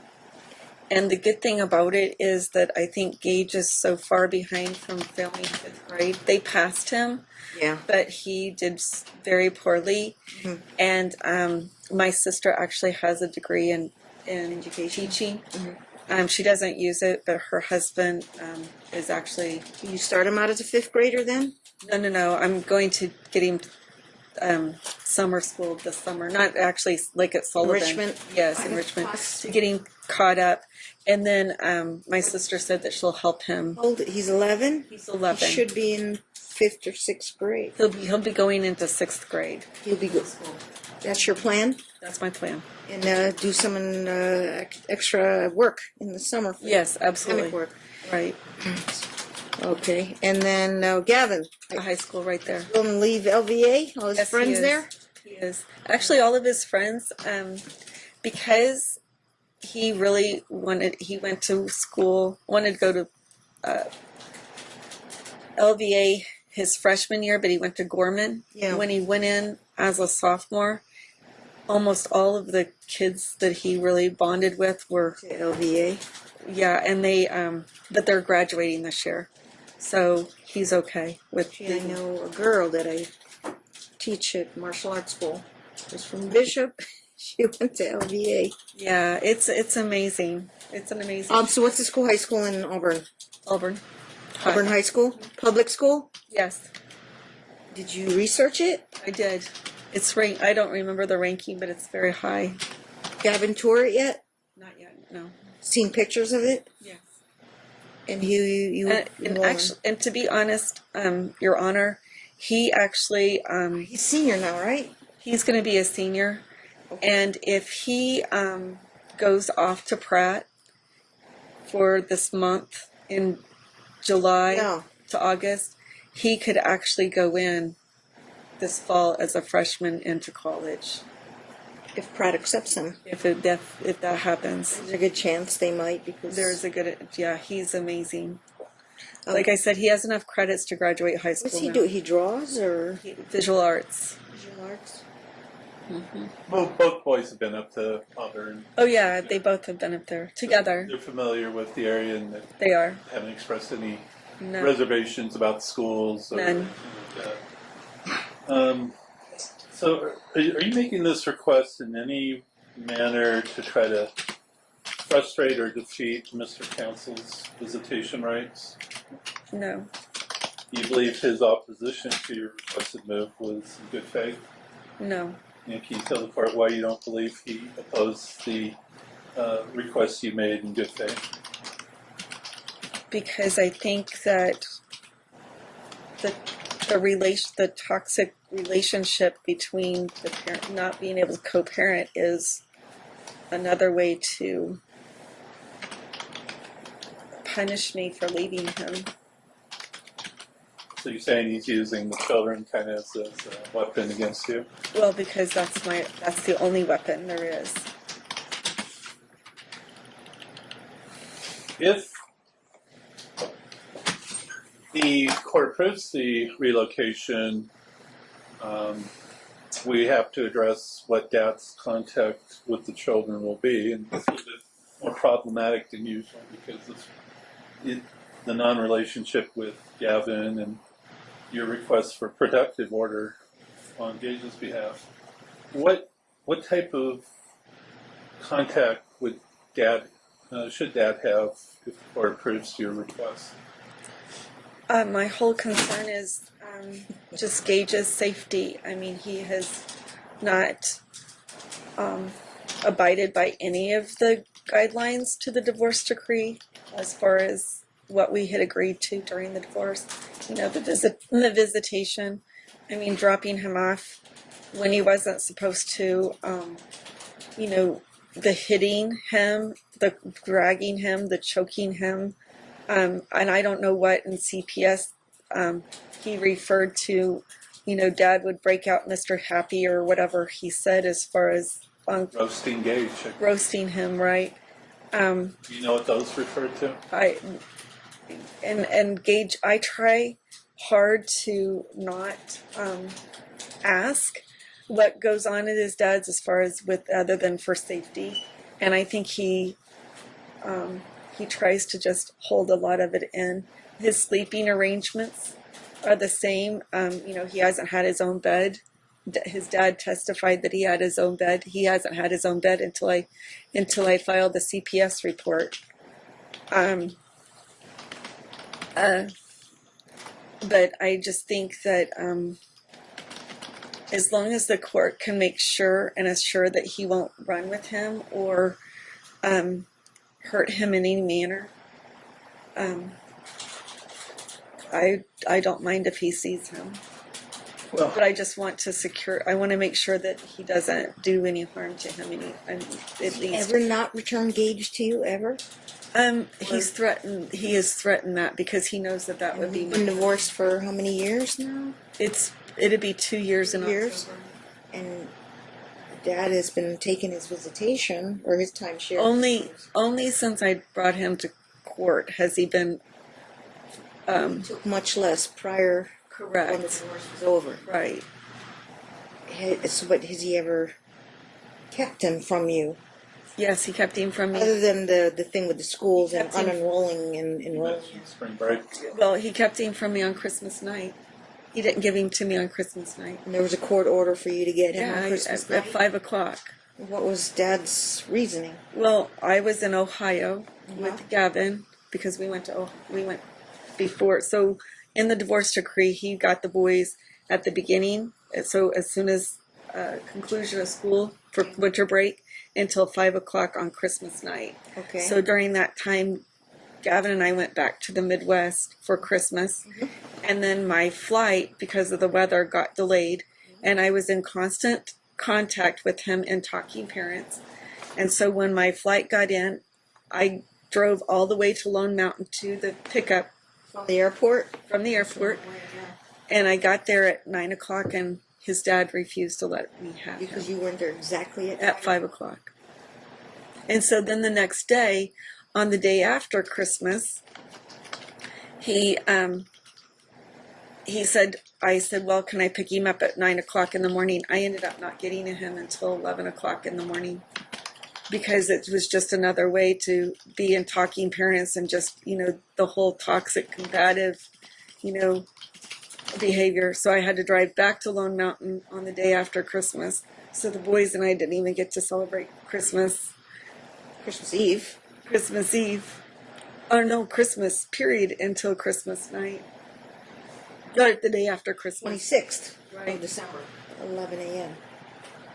No, not until that evening because Oh, that evening. I had to pick him up and then, you know. Yeah, as far as Gavin, In spring break he did the same thing. Spring break he did the same thing. Refused every day to give him to me. as far as Gavin, would it be your request of court order that there be no visitation until the reunification therapy occurs and at Gavin's discretion? Right. Would that be I think it would the be appropriate way to handle it? I think it would be appropriate for both boys to have to go through some sort of counseling with their father. And do you think, can anybody force Gavin to go visit his dad if he doesn't want to? No. In fact, his dad asked me last night in Talking Parents or on Sunday to meet last night at California Pizza, and I talked to last night, and I talked to Gavin, and I was going to force Gavin to go, and he started having major anxiety. I said, well, if you walk in and That was the whole thing, to meet with Gavin? yeah, and Not to settle this trial. right, I don't know. And so anyway, I talked to Mr. Smith's office, Yeah. and Gavin didn't want to go, and so I was advised not to force Gavin to go, and he's like, I don't want to go unless I have some sort of counseling or a therapist with me. So that's Gavin got really upset. Gavin got very upset last night. As far as Gage visitation schedule for his father, do you believe certain safeguards and safety concerns should be addressed before anything is in place? Absolutely. Once those safeguards can be implemented, would you believe some type of out-of-state visitation schedule would be appropriate? I think the question that court has in mind is if you know you're going to get your order. Okay. And what is the dad's reaction going to be? You fear his reaction? I You do. fear retaliation? I fear right You now. think he'll go off the deep end if you got sole custody and move him to Auburn? I don't know. And I don't know what he limit his contact, his visitation. We're talking about Gage because Gavin's a teenager. But I don't know. I does just that make you very anxious. Like right now, I don't even know where, Gage is, because he was so, normally he would have picked him up at 9 o'clock this morning. And then he messaged me and said, well, I can pick him up at 8:30 or at 10:30. when's Gage due back with you? At 8 o'clock on Night? Thursday night. I'm sorry, 9 o'clock on Thursday night. On Thursday night? If you were to move, are you like, when you move? I can be packed up soon. My lease is up. Tomorrow or My lease is up next month, so. end of July? But I can move sooner. Would you want to move sooner to get out of this state? Yeah. Okay, You and let's I talk talked about safety protocols. So she has this genuine fear that dad might retaliate, punish her again, use Gage, because now she's taking Gage to Seattle with her. And of course, he's used to seeing his boy every week. I mean, who knows? I can't tell him where to live. You think he's going to stalk you and move to Seattle? No, I don't think he'll move to He doesn't have any money to do there. Go live with his mom in Indiana. in Indiana. Yeah, that's it. And that's why you think he may run to Indiana? Does Gage have a cell phone with him? No. Has anybody tried to... he does not have a cell phone? No, he doesn't. He won't supply him with one. And You don't get to talk to Gage while he's I with don't his get to dad. talk to Gage when he's with his dad. Does he sneak a phone call or text? No, I do have his gamer tag on the Xbox, and so I can message him on there. And we God, were you know talking- how my nephew does that, and I don't know how to message. And then I ended up selling my Xbox to another kid. Because he's like, you'll have more use of this. Couldn't figure it out. Yeah. Okay, so you're going to try and contact him tonight? Yeah. You don't think Dad knows how to access gamer tag? I know he does. He does, but I'll do it on a consult. He doesn't know. So Good. but It's Can you- kind of can I pick him up early? shameful that you got to sneak messages with your boy. Right, I know. Can I pick him up early? We were talking about maybe a pickup order for tonight. That's why I asked her when she's moving. Is she leaving town tomorrow that she can have them tonight, or the next 48 hours? Does she just really want to move? You're all packed? You didn't know what's going to happen today.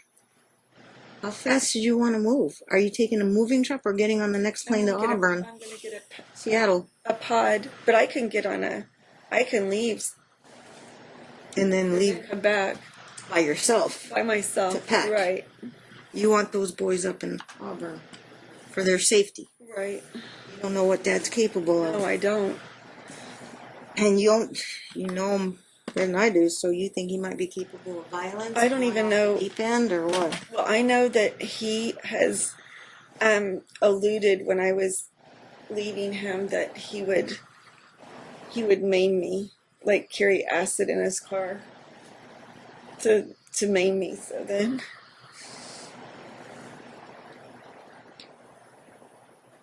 and he knows that the only Alluded or he told you? just made little innuendos like you wouldn't want me to throw acid on you, or you wouldn't want me to have to carry acid around in my car, would you?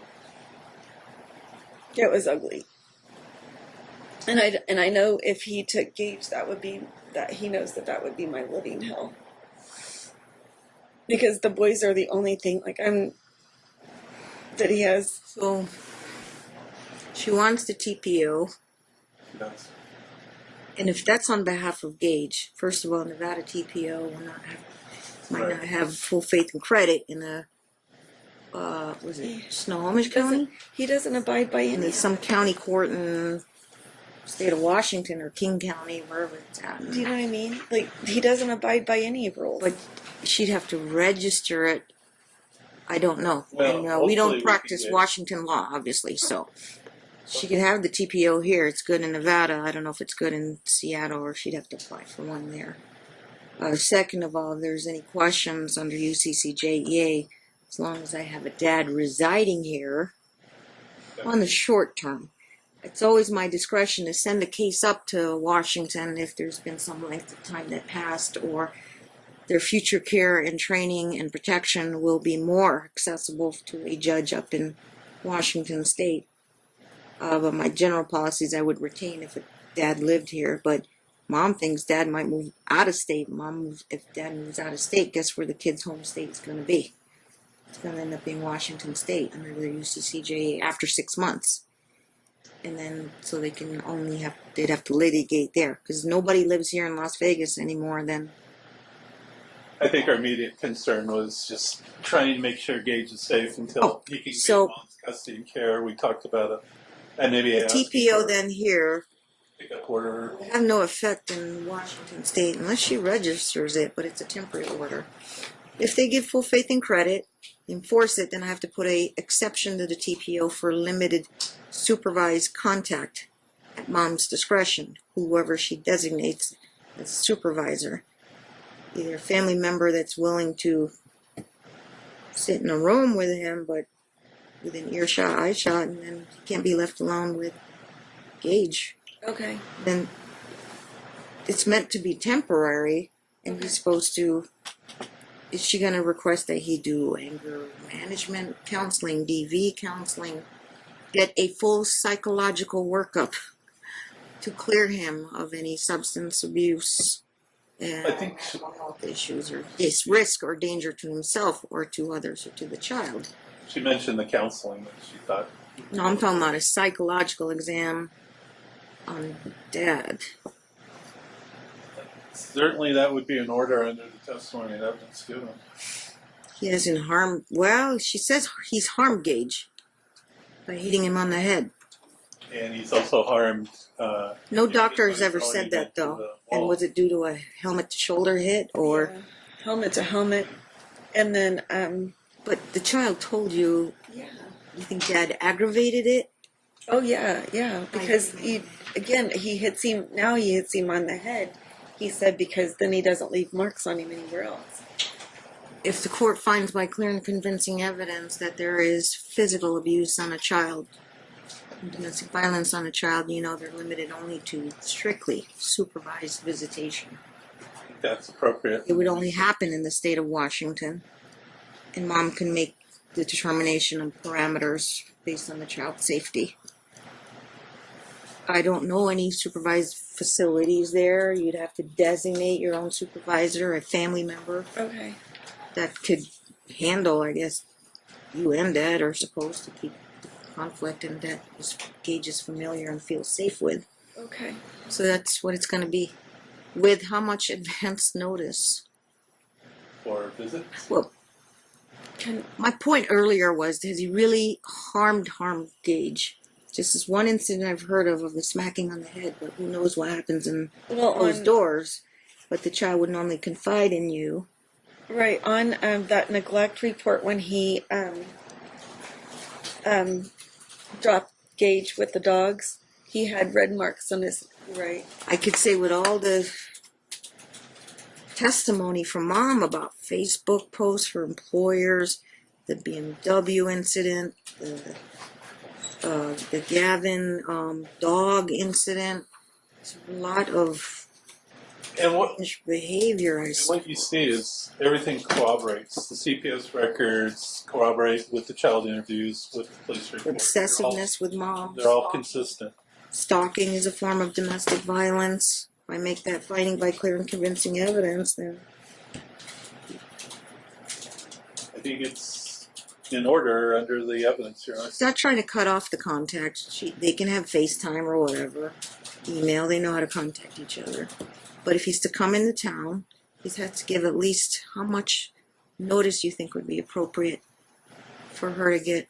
Plus, she has to tell the child, "Dad's coming into town, and I have to accommodate Right, a supervised supervised. visit, but you'll be safe because you'll be with such and such aunt and uncle or whoever, and you'll meet at a public place or a safe place. And go for like an hour or two." 30 days, would that be sufficient? She wants at least 30 days. Or could you do less? Just whatever you chose preference. 2 weeks. 2 weeks?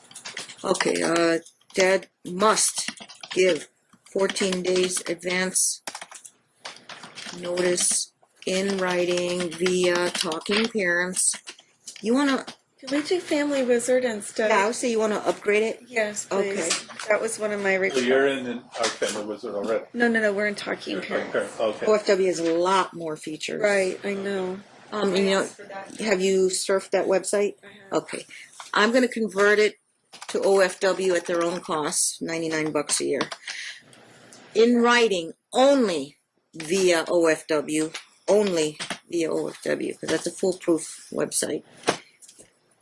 And there is probably a calendaring function there and a travel itinerary type thing. Okay, via OFW, and then calendaring function. Okay, he has to upload it there. Gotta give a travel itinerary. We need to put this in the order. Don't worry, I'm typing it. Travel itinerary of his arrival. And then you have to designate a safe place for a meetup. And it has to go back and forth on this and how you're going to do the logistics. But do I need a default place if the two parents, because you know communication's difficult between these two. They have a public place in Auburn, a mall, police station, or You could designate it. It could be grandma's house or sister's house, and you'll be gone, or Okay, wherever Gage would feel safe. Of course, their home, right. sister's home, will always be the most comfortable place for. Yeah, my sister is afraid of him too. Okay. So For anybody that's not afraid of him, my brother-in-law is not afraid of him. and what's his name? Tony Calvert. Tommy Calvert. Tony. Oh, Tony Calvert. Can meet up with him, and where would they do the visitation? Yeah. Wherever. I'm doing this on the fly, but I have to have some type of default order. Do you want to do it at the police station? whatever you feel comfortable. Well, Gage shouldn't really look at guns Yeah, and they can't. badges, but Yeah, I don't. The mall? mall. Where do 11-year-olds like to hang out? An arcade or something? Right, yeah, an arcade. Chuck E. Cheese. Or There's he's too old maybe for a that. Dave and Buster's. There you go.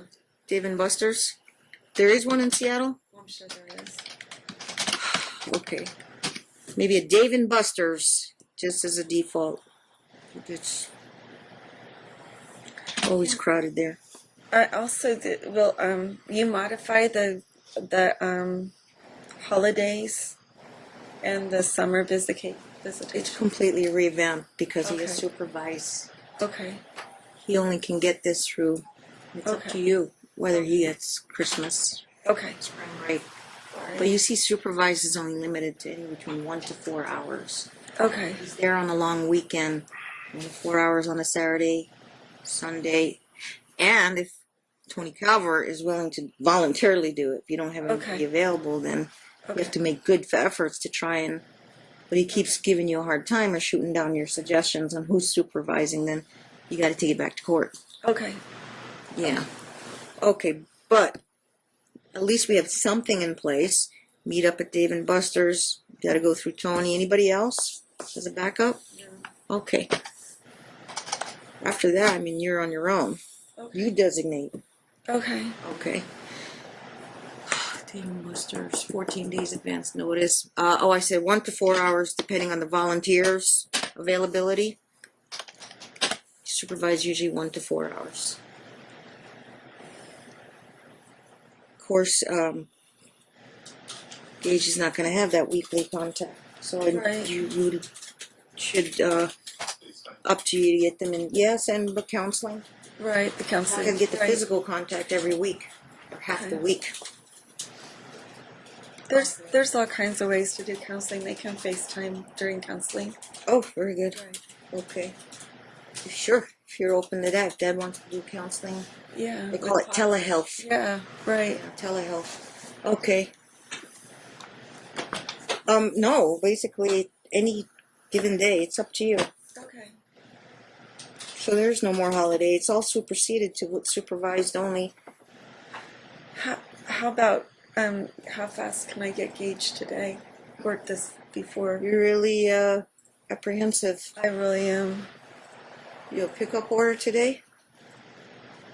I don't know if we can get one down to you. After Mom's testimony, I find that there is a good basis with, I could call the office and have them start working on one. yeah.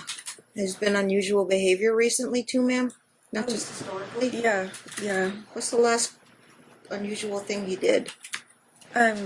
Well, Gage said today that he heard his dad on the phone saying that your mom doesn't have a chance. She's never going to take you away from me. He's involving Yeah. talking court stuff with him. And Gage was upset. Very. He's Well, afraid of, his dad taking him and not giving him back because he's done it before. based on Mom's testimony, I find there's good cause to give you the pickup order today. Do you have a separate pickup order? Do we have one on file? On the blank forms? Let's find out. Okay. Would the issuance of the TPO also have the same? I'll give her temporary, so legal, so physical for the pickup order. Once the pickup order is achieved, then it becomes temporary it's temporary until you get the findings of fact, conclusions of law. Now, to speed it up for you, Mr. Anderson, I'm going to print you. Oh, wait a minute. Not print. I can email you, so you can give it to your secretary to draft, block, We can copy, get and paste these findings in here, which is basically clean up the grammar, okay? But these are just my notes, pretty much verbatim what Mom testified to. and just a couple other cleanup matters. I've got 1, 2, 3 single space Okay. We can get that done. pages. Make sure it's in 14-point font. Just have your secretary block, copy, and paste. So let me do this section, just day 3 of trial. And create that in the new document. In here. And then I'll email it to Sherry, and Sherry can email it to your secretary if you have your email, Mr. Anderson. MARK at legalsmith.com.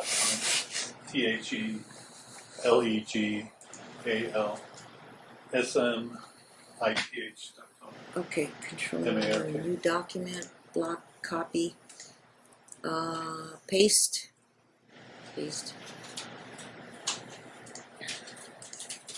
And hang on.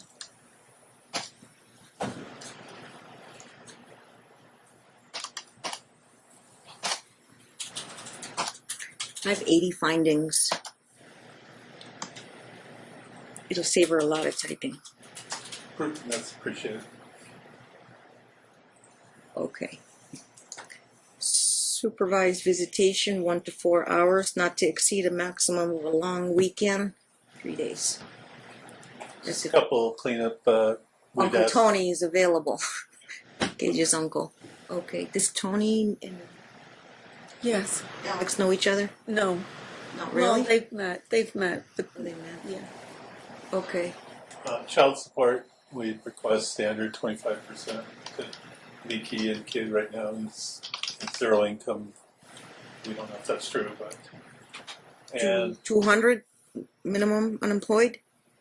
Or are you asking average wage? Because he's willfully underemployed, and we need additional testimony for that. do you believe he's willfully underemployed? I do. What type of skills does he have? I'm gonna email He's it. been in procurement since we arrived in Vegas, which pays anywhere from 60 to 70,000 a year. S. And you believe that if he motivated himself and tried, he could get social employment? Absolutely. Is that sufficient for the court to put child support in based on $60,000 to $70,000? Prior to divorce, how much was this guy making? 50 and 60. As a sting alarm or surveillance guy? Sting alarm. I don't know what he made then, but it was So substantial. a college degree? I think he said some college. Some, yeah. But his resume is skilled. He's a master in Surveillance, security, all of it. Yeah. computer infiltration, All of it. computer hacking, I guess. Okay. And so easy. This guy can get Easy. 50, 60K. Who are we picking up, Gage or Gavin? Gage. Gage Gavin's a 17-year-old. So he has absolute teenager discretion. That's going to be a finding in there. Okay, let me...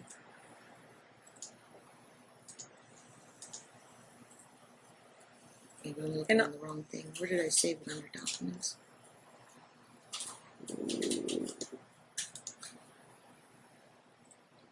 Okay.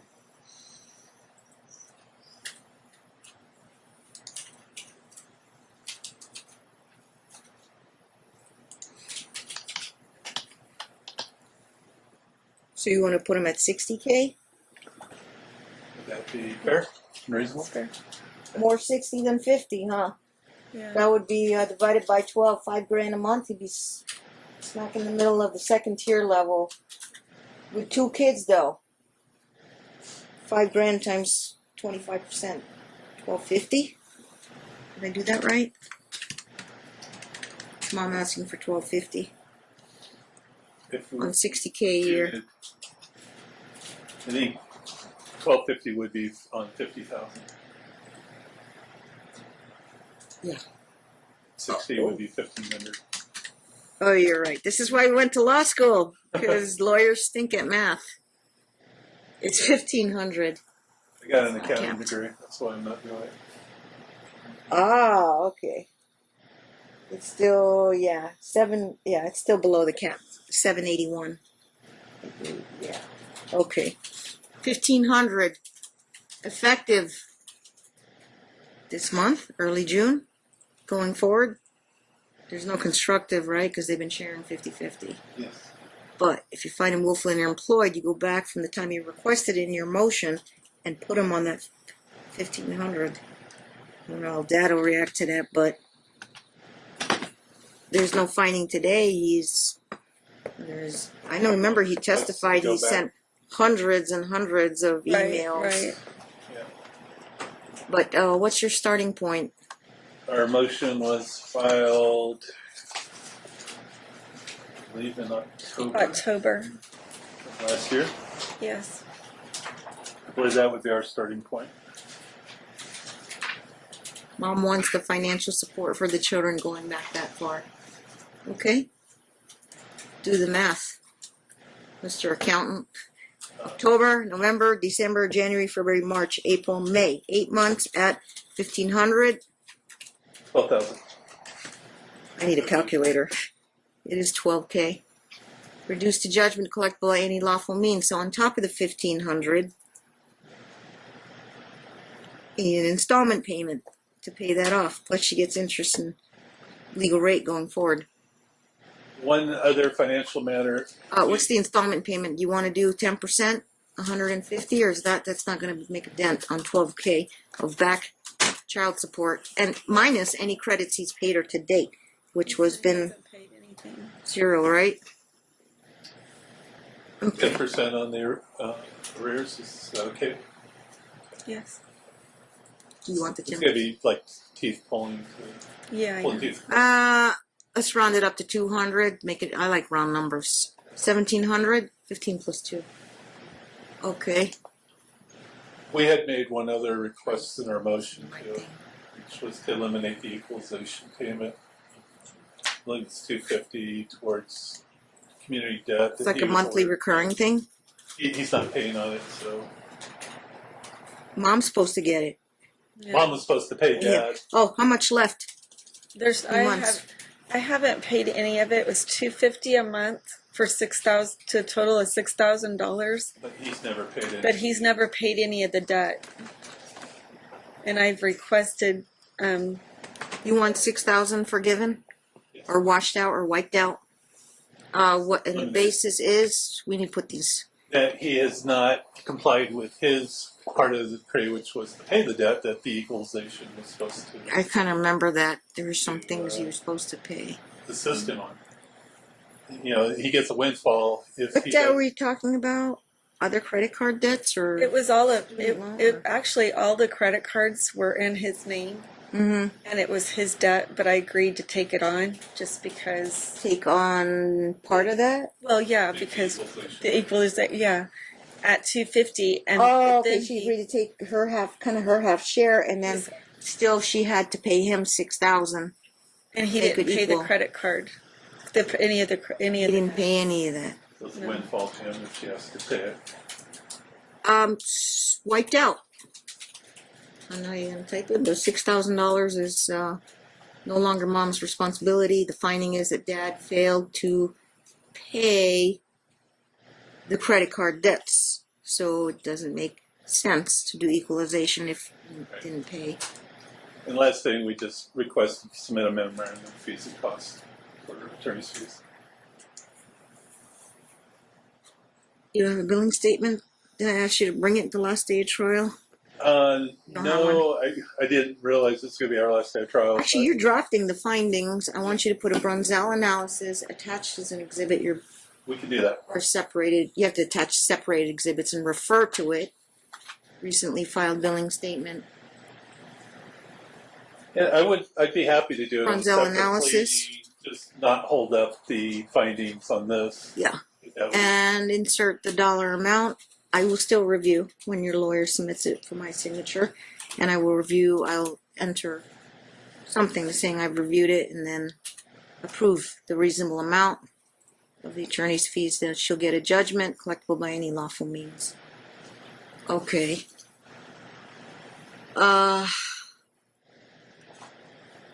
Did you get the email? Did it go in your junk folder? I just sent it. I saw something. Yeah, but I don't want them to have Mr. my Anderson. email address. Can you ask I have Kathy this to one. check on You send it to Gavin? Mr. Anderson. Yes. See, make sure my clerk has it. Legal custody, physical custody, supervised visitation, $1,500 of child support, $12,000 of back child support payable at $200 a month. Health insurance, Mom shall maintain health insurance at her cost for now, or Medicaid over there, or whatever, or your sister's company may give you a 90-day probationary, and then or private health insurance. Will you be responsible to pay for Yes. health insurance for now? Yes. Okay, and cover it and pay Well, for it, the actually, premiums. The boys are on Medicaid or the Trump insurance right now. Is that the Kate Beckett program or something? Whatever it I is. heard about that. I just put them on that. I just heard about that this morning. But once I'm employed, Something like a Beckett program, or then that will go away because it's based on your income. What about the last piece? But yeah, yeah, so that's I the same will. case that they talked about acid also. But I just, 2 in the same day. I know. Mr. Anderson, I don't. Whatever position I get, I'll have insurance to cover the boys.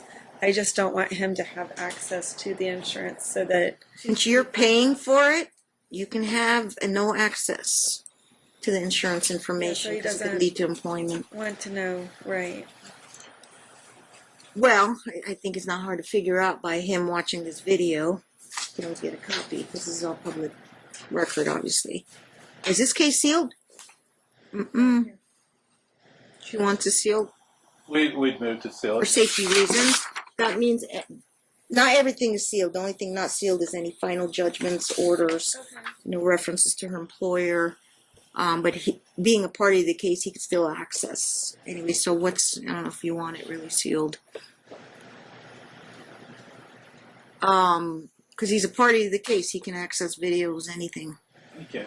You watch the video, who are you going to work for? Oh, her sister, 23 an hour, but we haven't disclosed the company, the location. Does he know the location where you're going to be living? No. For protection, then she wants a confidential location. I think in the immediate future I can only make it temporary, but here in Nevada, you apply Carson City to get a confidential address card. Safety is a big factor. You have to go to the state of Washington Bureau of whatever their agency is, Okay. and say, I need a centralized registry for a confidential address. So Okay. I can give her one here by way of court order, maintain confidential address, temporary only. He's not to know her address other than she and the boys will be residing in Auburn. But he's smart, I'm sure. Oh. He'll figure out Auburn High School. Yeah. He'll figure out Pratt School of the Arts. He'll figure out He doesn't know any Cascade of that. Middle School. Yeah, I know, but he doesn't. But he's not to come I can order it, full faith and credit, if the TPO is not, honored in Washington, registered there. But I can do a no contact order. He's not to come near the kids' schools. That's why it's supervised visitation. On Right. top of that, he's not to come within 100 yards of the kids' schools, your residence. So if you want to put additional language in the findings of fact, conclusions of law, in addition to a temporary protective order, the same terms as a TPO will go in that findings of fact. Did you get it, the email? Then you. Yeah. Oh, good. Okay. You're on top of things. All right, it was sent to you, Mr. Anderson. Okay. Oh, well, she'll be sending it soon, shortly. We will get it. Have your drafted secretary block and copy into the order and just rewrite it into paragraphs. first. Are we getting the pickup order today? Yeah. It's right there. I don't think you need to sort. This was all in chronological order how you asked her the questions. You don't need to have your secretary or paralegal sort it into the factors. I tried to make it in order. I would just cite the statute and they say, see the findings below from the court. Okay. Health insurance, tax deduction every year you'll get by having primary. You'll have it for 2018 going forward since it's not July 1st yet. 6 months and more than a day. Health insurance. Okay. And attorney's fees. Was there anything else? Mom will have liberal phone contact or video contact. It's up to the children. Yeah. Just a denial of his counter motion, which Yeah. Put a finding, Mom. I haven't found any testimony that Mom obstructs his visitation or blocks his contact. I don't see that in her testimony. But the other way around, he's done it on spring break. He's done it on Christmas Eve. It's more than one incident and possibly other incidents we don't have time for. But I'm sure giving me a couple examples is enough to show that he's controlling. That's a finding.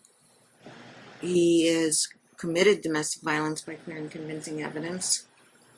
The headlocks I'm hearing, the pushing up against the wall, dragging her in a BMW, pursuant to Castle versus Simmons and Nance versus Ferraro. There's no trial before, so I think that's permissible testimony. I make that finding to talk about pre- and post-divorce stuff. No McMonagle prohibitions there. You gave me a pickup order. Let me sign this. I'm signing a order for return of child. Gage Council, date of birth 9806. Correct. Okay, and you will have the court further finds there's a recent custody order that was made. It says file date, but it was made today. And gives the moving party. There's no box there, so I'm gonna draw a box. Sole legal and sole physical. I'm sorry, sole legal and primary physical custody with mom. Mr. Anderson, Yes. what email address am I sending this to? Am I sending it to info@legalsmith.com? Mark If at you could you copy it to MARK at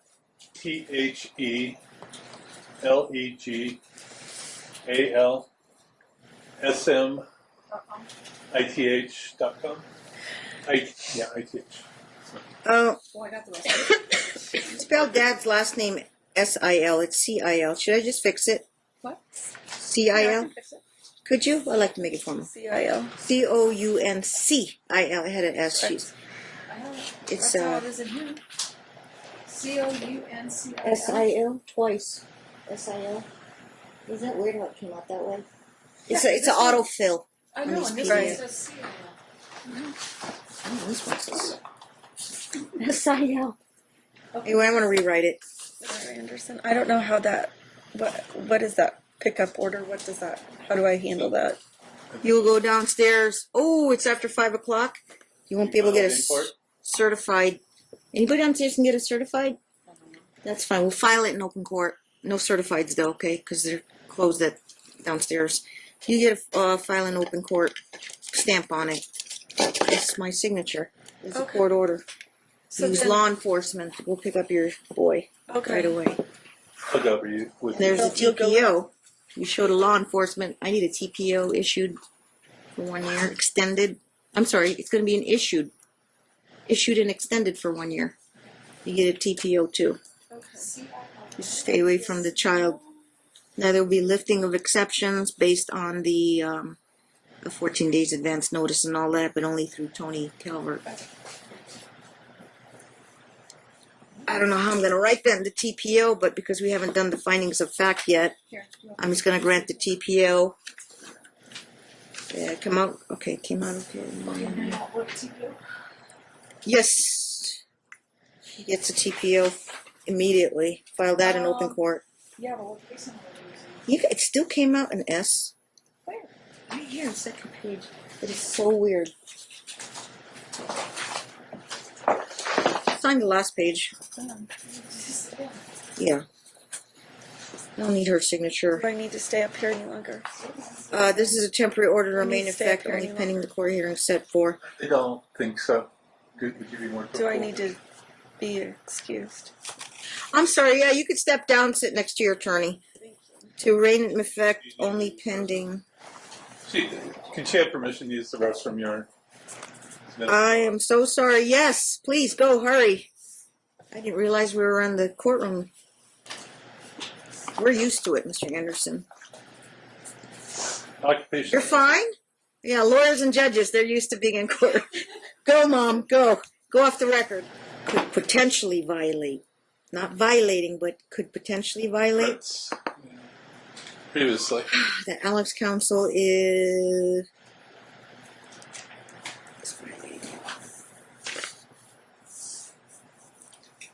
I can write the word potential.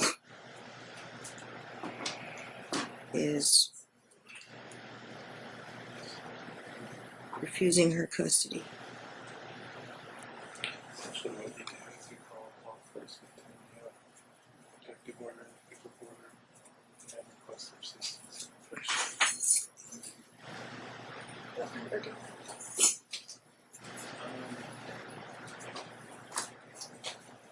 That's 311. Okay.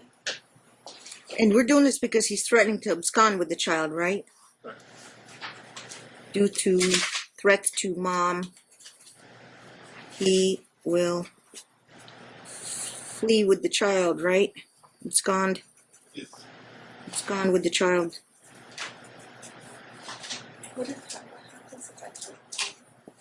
Okay. Depends on the reason why you can't find him. Well, like if he's, does he to go to the other places? To go? I think this looks good.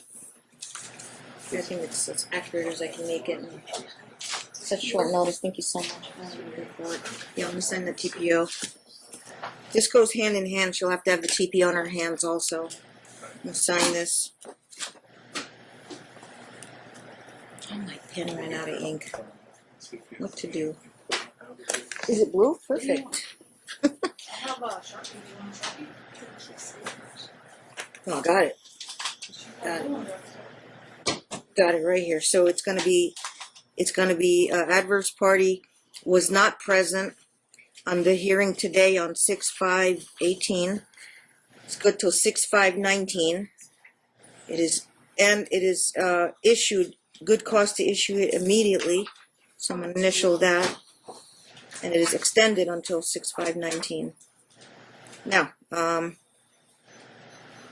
we don't have an order in place yet, so I can't say refer to any exceptions in the June 5th findings of fact, but it's going to be kind of a standard form with no exceptions put in there, but we're going to have to put exceptions in there for supervised visitation later. But how could I write something down here? Because we haven't had an order yet.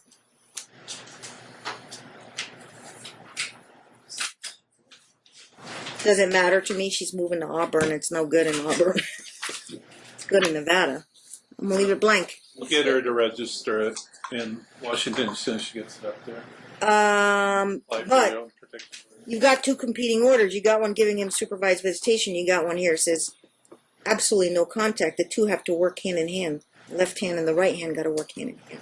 So normally I would write refer to a judge's order, but no order has been submitted yet that you will be submitting. If you can pick up with the pickup order, then she can enforce with the protective order. And I don't want to say refer to an order that doesn't exist yet or hasn't been filed.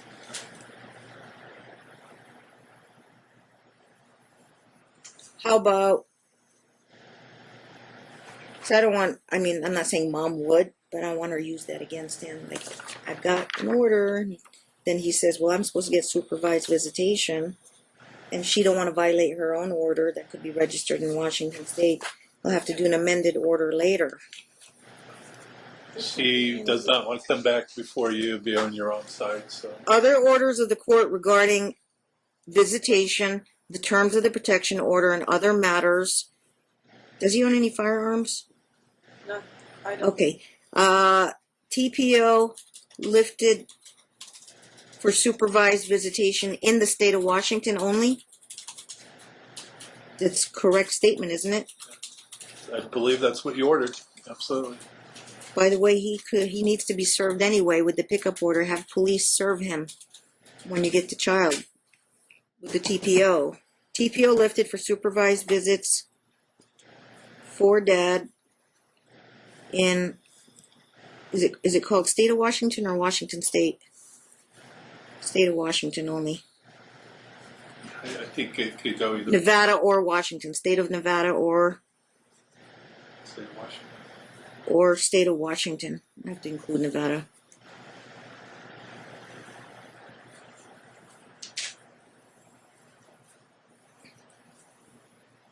Only. TPO lifted for supervised visits for dad in state of Nevada or state of Washington only. If I say supervised, that means mom determines the supervisor, the location, and we put some things on the record on that. Correct? Okay. Okay, I think that solves that question. Very good. The rest, the financial issues, the judgments, Mr. Anderson's going to put that all on the findings of fact, conclusions, law, and final decision and order by the court. Do a notice of entry. TPO will be served upon an extra copy. Bring extra copies of the pickup order. And if she's going to do it now, make sure she has one copy for the police, one copy for dad, and one copy for her. Does she have enough copies? She might not have enough copies. Pickup order and, He made 2 copies of the pickup order. Just in case. Okay. well, one for the cops, Here, one you want for to use this one? dad. 'Cause it'll make a better copy. Use the white. It'll 3? make a better copy. 3 copies. The pickup order, I'm not sure how many. We got 2 copies of the pickup order. 2 copies. Well, mom, one for mom, one for the attorney, one for dad, one for the cops. You need at least 4. Might as well save you guys some time. Appreciate that. Okay, we're going. Case closed. The bottom filing of the final decision in order. You can go off, Sherry. So much. Okay, this was part 4, and part 5 will be tomorrow. So thank you guys so much for watching, and I'll see you next time.